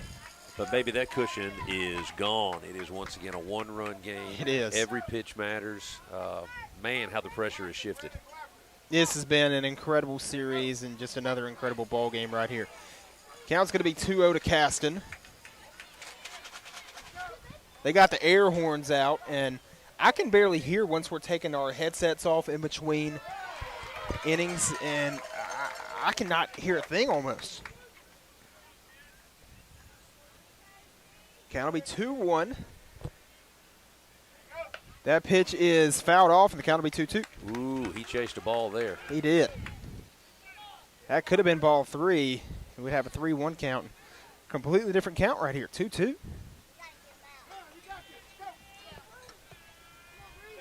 Evans, the 2-2 pitch. Swung on off the wrong end of the bat. Stovall there. Stovall brings it in for out number 1. The ASC body language right now, understandably so, is a little deflated, a little frustrated. The hitter after the pop out there looked like he was carrying a lot more weight on his shoulders than just one out. Knight comes to the plate. He's been the incredible second baseman this game. Man, I haven't.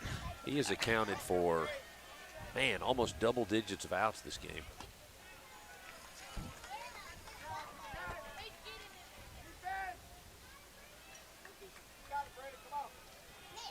Counts 1-0 with 1 away. Knight is 0 for 3 at the plate in this game. That's going to be ball 2 from Brendan Evans. Evans has thrown almost 30 pitches now this game, sitting at 28.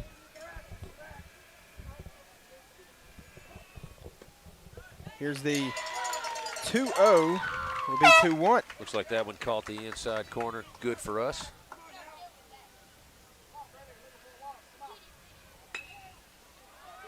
That one high in the air into right field. Major Chandler under it. He brings it in for out number 2. Well, you can just really feel from the Leake crowd. I think they're anticipating great things. They're very, very positive, very, very behind their team. I think they just want to get this team back in the dugout so we can have another really big inning. A lot of momentum on our side right now. Evans back on the bump. 2 outs. That pitch is in there for a strike to Van Norman.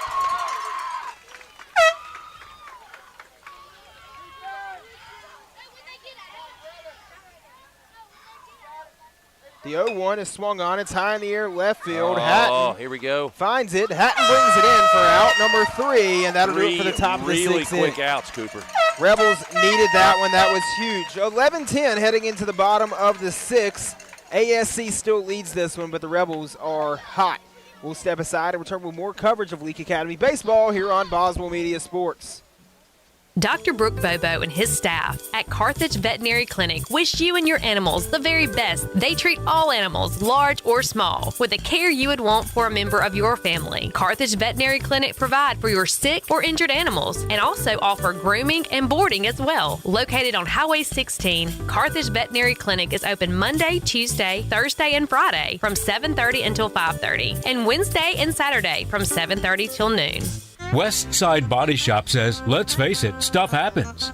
And when it does, they can take care of damage as small as a chip in your windshield all the way up to full collision services. Insurance claims are always welcome too. Just be sure your first stop is West Side Body Shop in Philadelphia. They also specialize in truck accessories, including toolboxes, visors, Nerf bars, and winches. They make your ride look cool. West Side Body Shop, just off Beacon Street on Waterview Lane, right behind the Huddle House in Philadelphia. Boswell Media Sports.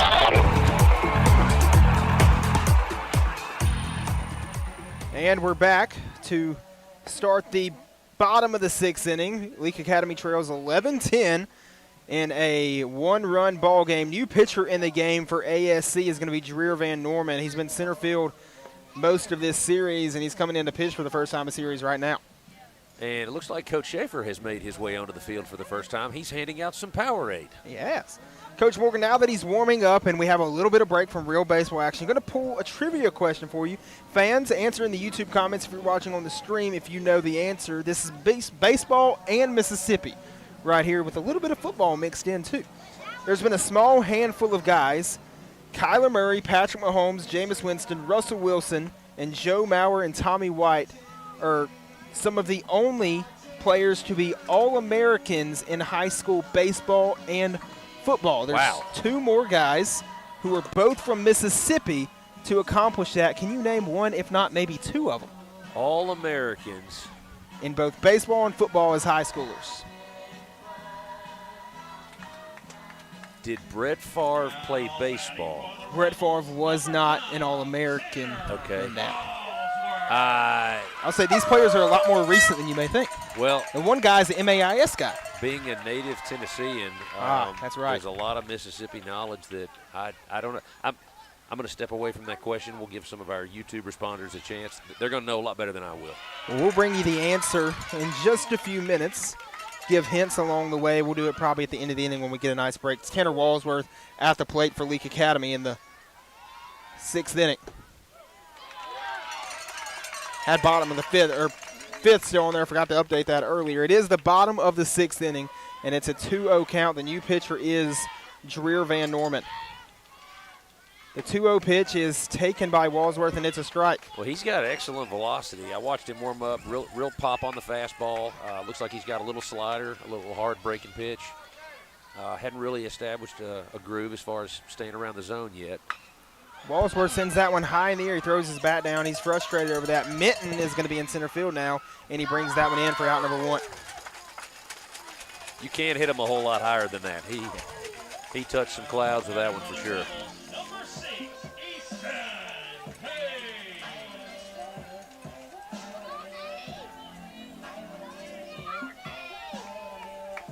Give a shout out to ASC first baseman Mr. Hall. He appears to have shaken off his injury from earlier. He looks like he's doing well. Good for him. Easton Page at the plate for Leake Academy now with one out. Takes that one for a ball. Looks like he tried his breaking pitch. That one died down and away out of the zone.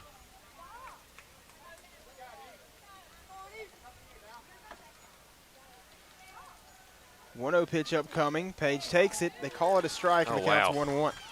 One thing I love about Page, constant energy. I ask him in class sometimes, does he ever sleep? He seems like a guy who's always at a 10 on that energy level. Very energetic young man.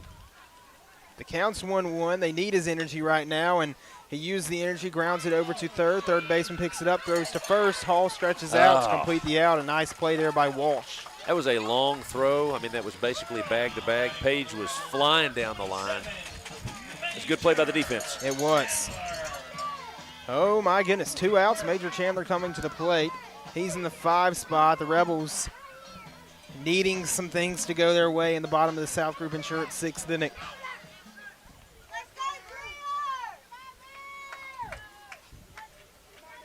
2 outs, bases empty. Major Chandler at the plate. Dreer Van Norman is the new pitcher for ASC. Came in earlier this inning relieving Zane Minton. Almost a check swing. Major held up easily. Got ball 1. That one was up and away. Want to talk about Minton after this pitch.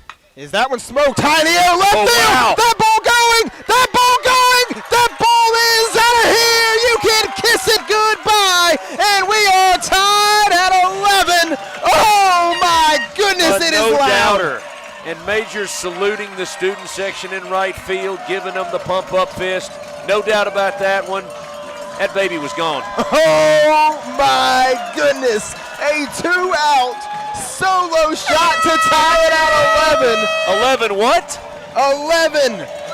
Oh my goodness. 11-11 when it was 11-3 just a few moments ago. The Cardiac Rebs are back at it tonight.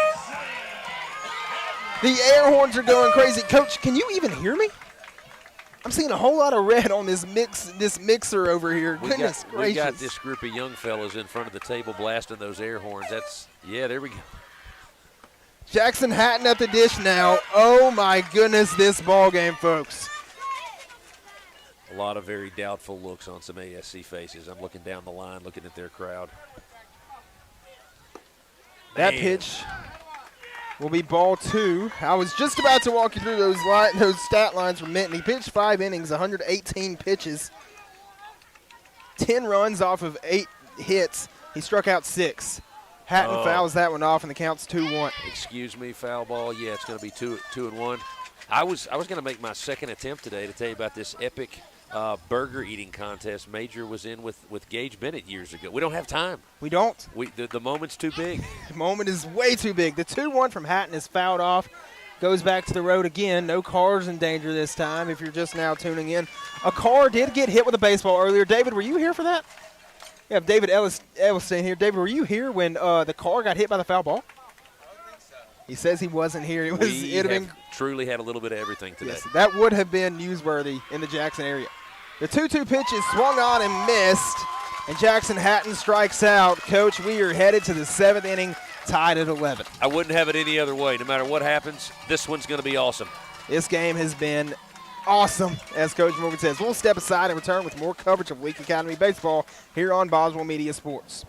Woodstock Furniture in Philadelphia says, let's go Rebels. Woodstock Furniture has a game plan to score big-time savings for our Rebel faithful all season long. Family-owned and operated, Woodstock Furniture at 70 Canal Place in Philadelphia behind McAllister's has a winning tradition with their low price guarantee on furniture for every room in the house. Plus, if you buy it today, you get it today.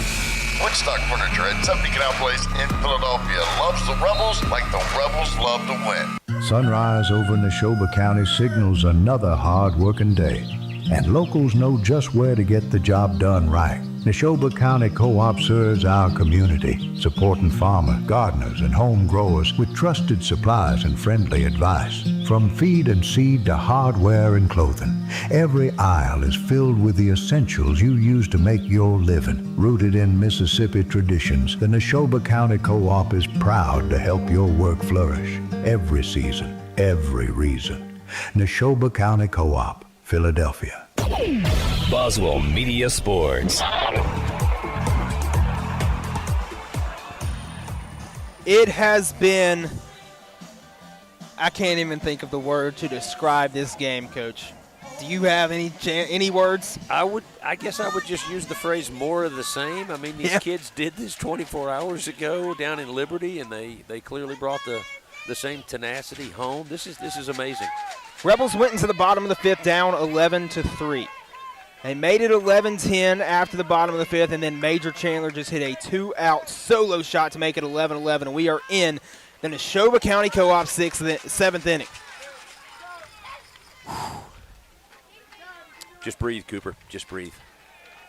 Not sure if anyone here is breathing right now. Everyone's holding their breath. The 1-0 count, 1-0 pitch will be ball 2 to Welch.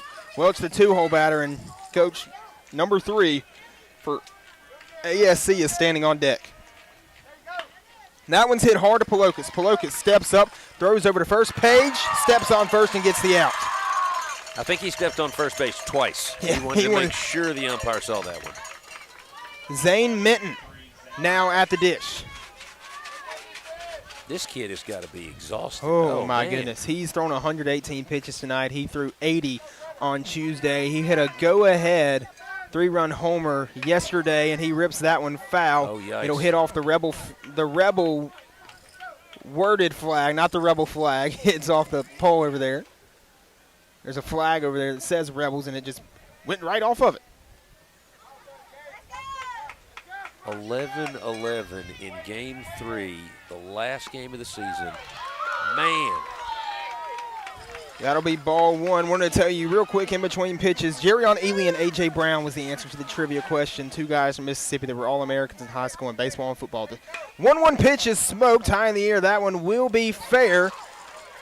It was a fair ball right on the line. Minton rounding to second base, and he's going to have a stand-up double with one out. He's in scoring position now for ASC. Very well hit ball, absolutely undefended. I don't care what kind of coverage you had your outfield in. Yeah. Unless you had him standing directly on the chalk, that was going to be a base hit. He hit it nicely. He hit it hard.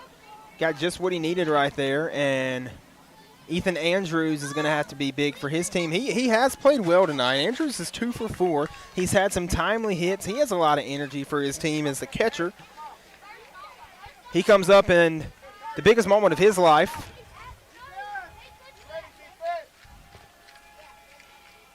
That pitch is fouled off. Oh, looks like he might have fouled it off himself. Yeah. Count will be 0-1.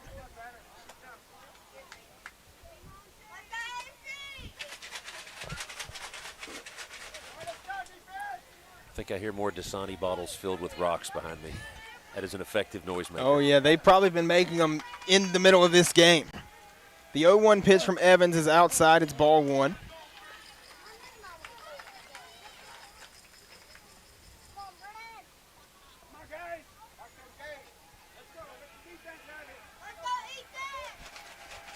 Here's the 1-1. That one smoked high in the air, left field. That ball carrying, that ball carrying, that ball carrying. That ball is off the top of the wall. A run will score for ASC. They'll throw that one in as an RBI, and it's a 12-11 lead now for Amite. Boy, he got a hold of that one. He did. I thought for a second that was a 2-run homer, but it's just going to be a double. Man, Ethan Andrews, he's been big tonight for ASC. You know, you can learn a lot by watching somebody, obviously. We're pretty close to him behind home plate. Young man's an excellent leader. He's done a good job of trying to anchor his defense all day. Good communicator. And like you've said a couple of times, he's done a nice job at the plate tonight as well.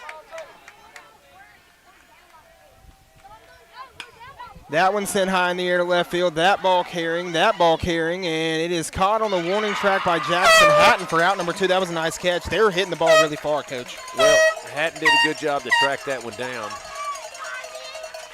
One of the things that I always remember as a youngster, when the sun starts to set, just your ability to perceive the baseball, depth perception, tracking the ball, all that stuff, just it changes real quickly once the sun sets and those lights come on. So Hatton's doing a nice job out there. Walsh flies out, and coming to the plate now is Womack. He takes it. It's called a ball, and the count's 1-0.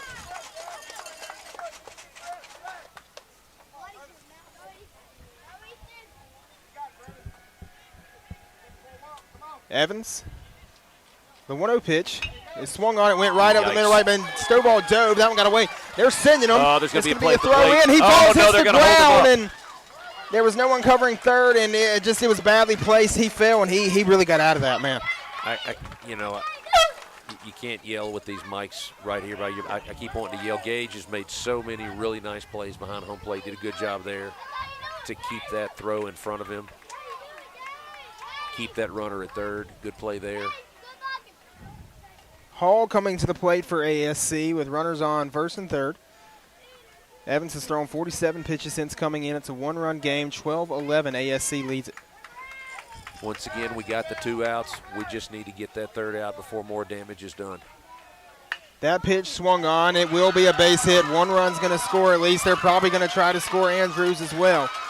That one in the back corner, it's trouble. They throw it in. That one hits the ground. Another run is going to score, and it's a 3-run lead for ASC.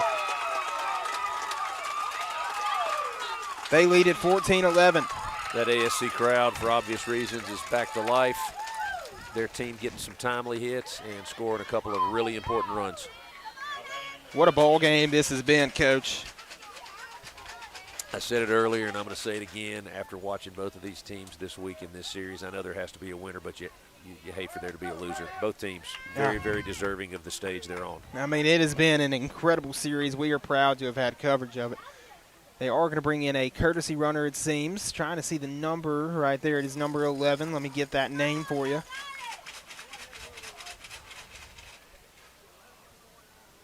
It's going to be Dane Causey coming in as a courtesy runner. Coming to the plate for ASC will be Sam Caston. 14-11, ASC leads it with 2 outs in the top of the 7th. That one swung on high in the air. That one trying to get to no man's land. Someone trying to locate it. Hatton brings it in for out number 3. All right, here we go. And that ends the top of the 7th. So we head to the final frame. It is madness here in Madden. 14-11, ASC leads it heading to the bottom of the 7th. We'll be right back with more coverage of Leake Academy Baseball here on Boswell Media Sports. West Side Body Shop says, let's face it, stuff happens. And when it does, they can take care of damage as small as a chip in your windshield all the way up to full collision services. Insurance claims are always welcome too. Just be sure your first stop is West Side Body Shop in Philadelphia. They also specialize in truck accessories, including toolboxes, visors, Nerf bars, and winches. They make your ride look cool. West Side Body Shop, just off Beacon Street on Waterview Lane, right behind the Huddle House in Philadelphia. Dr. Brooke Bobo and his staff at Carthage Veterinary Clinic wish you and your animals the very best. They treat all animals, large or small, with the care you would want for a member of your family. Carthage Veterinary Clinic provide for your sick or injured animals and also offer grooming and boarding as well. Located on Highway 16, Carthage Veterinary Clinic is open Monday, Tuesday, Thursday, and Friday from 7:30 until 5:30, and Wednesday and Saturday from 7:30 till noon. Boswell Media Sports.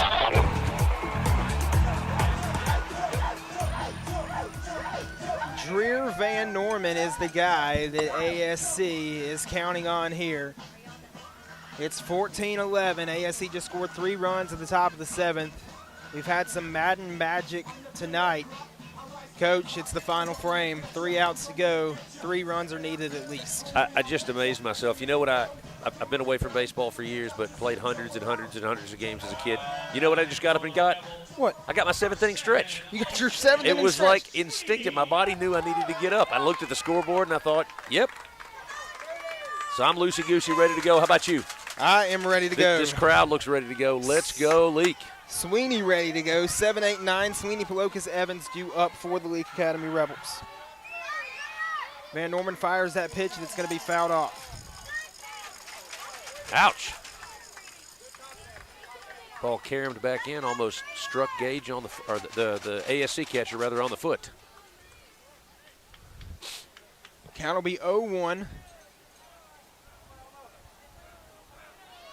to Austin Sweeney, the senior. That pitch is ball 1. Count will be 1-1. You're just now joining us. This is a 14-11 ball game, and it's been crazy. I have not seen 22.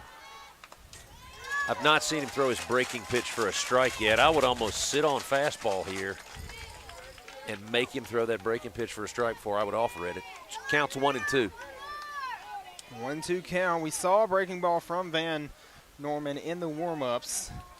He needs a big pitch right here. Sweeney has to be smart. Here's the 1-2 pitch. Sweeney fouls it off. Count is still 1-2. Yeah, all of the breaking pitches are they appear to be strikes, and then they die down and out of the zone. If I see the spin on the ball breaking pitch, I'm going to lay off of it. But he's doing a good job of attacking the zone with his fastball. He's got a little velocity on it too. Sweeney just needs to keep battling until he gets something he can hit. The 1-2 pitch. Called ball 2. He left a breaking pitch up. Yeah. Tried to throw a little comeback slider. And that one almost came back over the plate. Yeah. That one almost came back over the plate. Here's the 2-2 pitch from Van Norman. It's swung on. It's a high chopper. Shortstop struggles with it, and Austin Sweeney is safe at first base. Woo!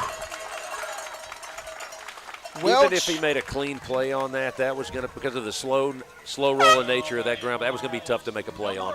Welch struggled with it. It bounced away. And Sweeney takes away any doubt and takes away a hard call from that umpire, because it would have been a hard call to make. It would have been close. Austin Sweeney at first base, and Wright Polokis comes to the plate. He's 1 for 3 on the day. Van Norman fires. Polokis takes it, ball 1.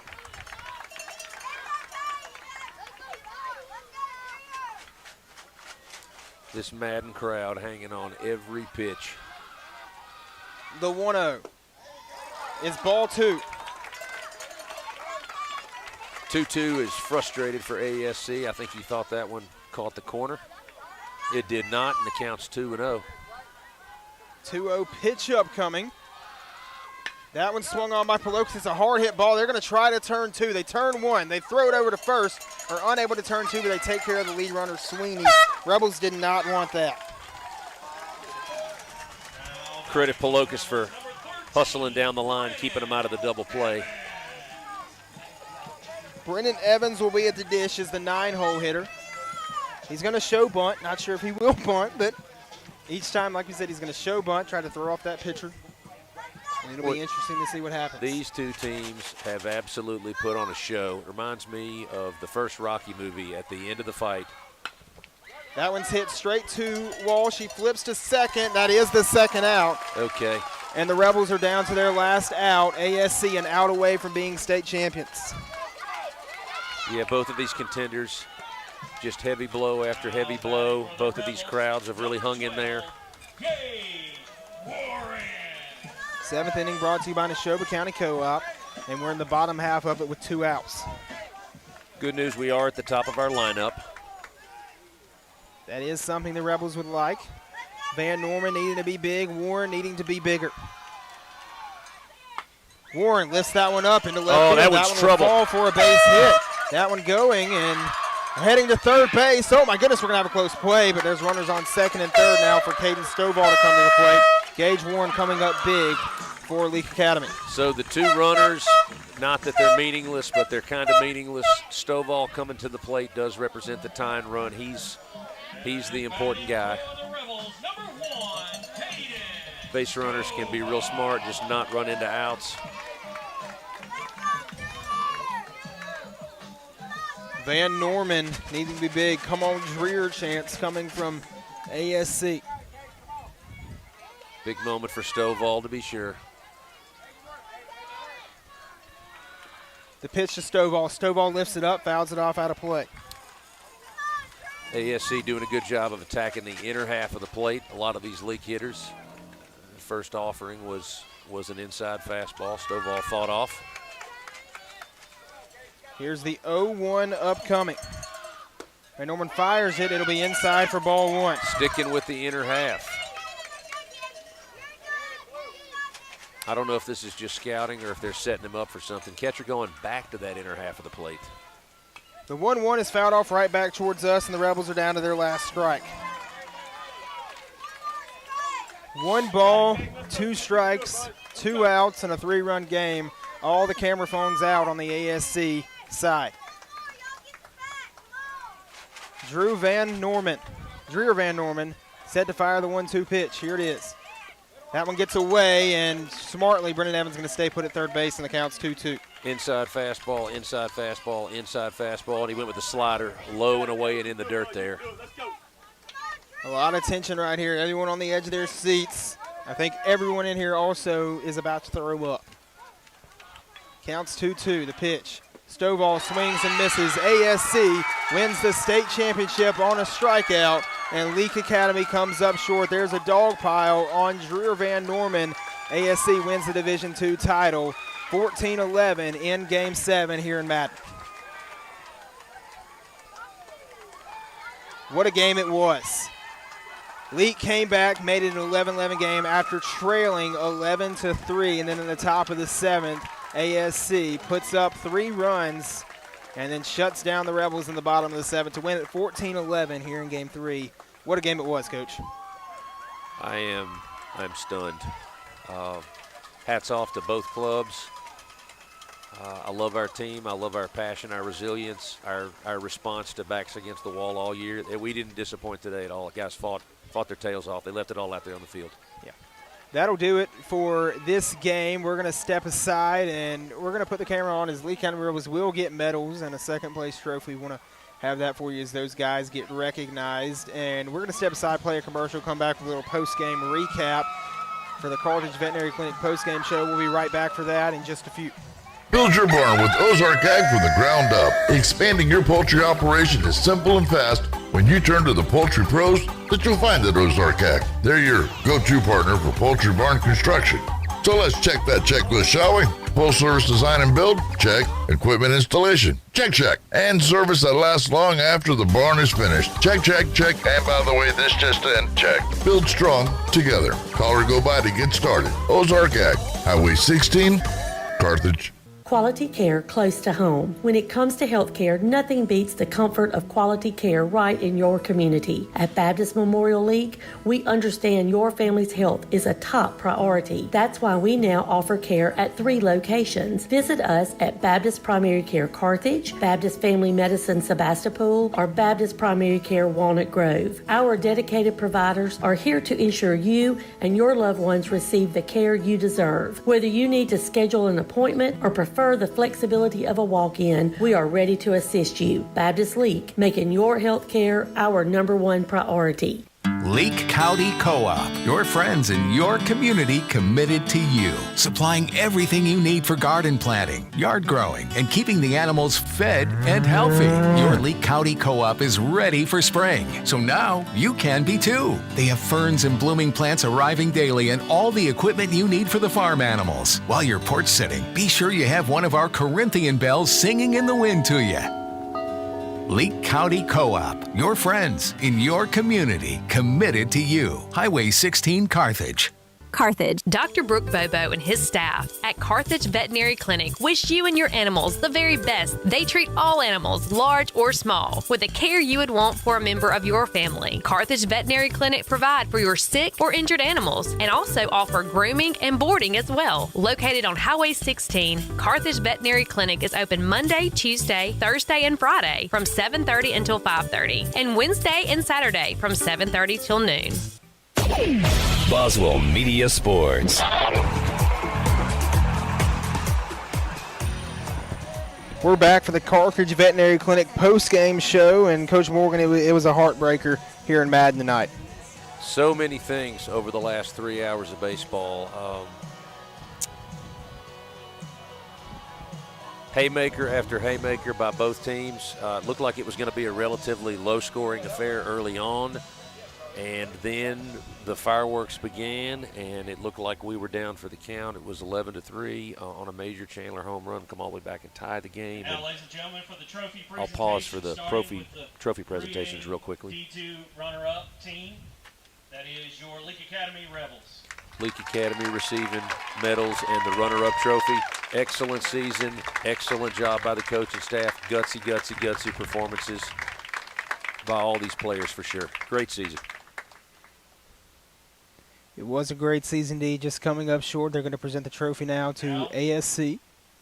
The 3A D2 state champions are Amite School Center Rebels. Credit Amite. Great performance. Good series this week. Obviously a great season overall. Great job to those guys. Great job to their fans. Great job to their coaching staff. It was an incredible game. Leake came back from down 11-3 to make it 10-11 after 5, and then in the bottom of the 6th inning, Major Chandler hit a no-doubt game-tying home run before ASC scored 3 runs in the top of the 7th and shut down Leake. We're going to walk through a little bit of stats. Wright Palokas started the game for Leake Academy, pitched 3 1/3, giving up 6 runs off of 4 hits. He struck out 6 batters. Brennan Evans pitched the final 3 2/3, giving up 8 runs off of 7 hits, striking out 1. He didn't walk a batter, so that was good for him. Leading the Rebels in hits was Gage Warren. Man, he had 4 hits tonight. It's been that kind of year for Gage. Major Chandler had 2, including a home run. Tanner Walsworth had a home run. Easton Page had a hit. Austin Sweeney had a hit. And Wright Palokas had a hit. A pair of doubles, one from Easton Page, one from Gage Warren. Warren also had a triple. Warren was actually a home run shy of a cycle, so a nice performance from him tonight. For ASC, Minton started the game, pitched 5 innings, 118 pitches, Unbelievable. 10 runs off of 8 hits, and struck out 6 batters, walking just 3. Van Norman closed, pitched 2 innings, gave up 1 run off of 2 hits, and struck out 2 batters, including the last out, to win the Division II state championship for ASC. Coach, final thoughts on the game? My final thought, my heart goes out to Gil and Sweeney, our 2 seniors. Great dudes, great families represented there, great seasons, great careers, super leadership. I'm looking at the guys kind of huddling out in the outfield. We got a lot of young guys out there. If they've spent time around Sweeney and Gil, they're better for it. They've done a good job of passing the torch. A lot of the team, a lot of the experience, a lot of the numbers come back next year. Coach Stovall and staff doing a great job. I think there's great days ahead for League baseball. Great season this year. Phenomenal series we got to watch this week. Coop, from start to finish, it's been a pleasure and an honor. It's been a ton of fun to work with you, dude. This was a lot of fun. It's been a pleasure to have you, Coach. You know, getting to have your former basketball coach on the live stream. You know, of course, he's the Leake Academy coach. He coached me, but man, it was a great series, an incredible series. Had a fun trip to Amite, even though it was a long trip. An incredible game last night. We're going to walk you through just the roster of this team, just to give them their flowers and how hard they played this year in just a second.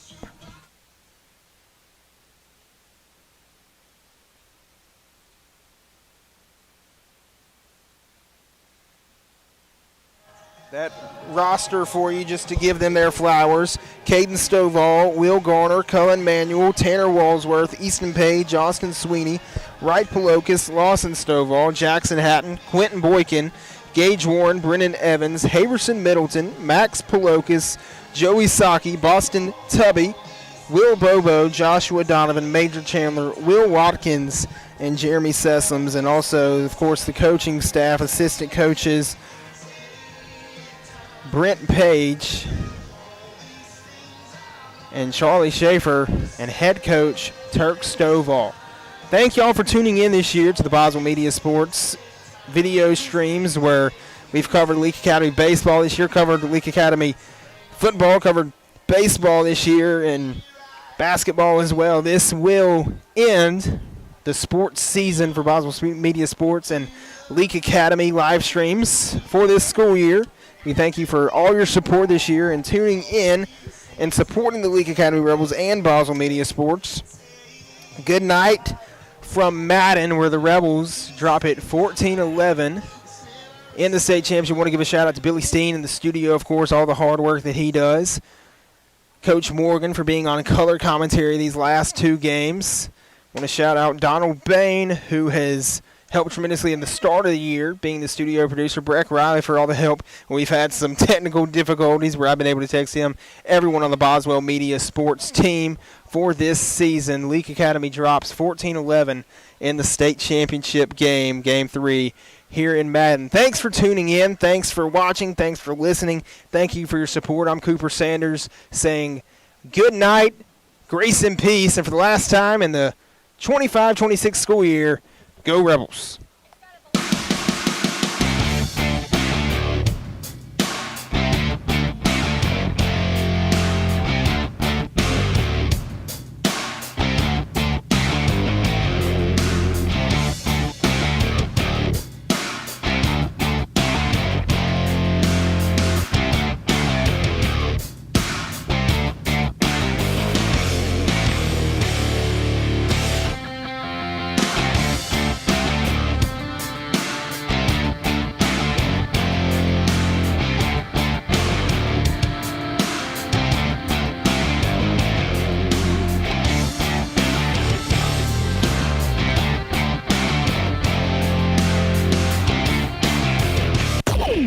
Boswell Media Sports.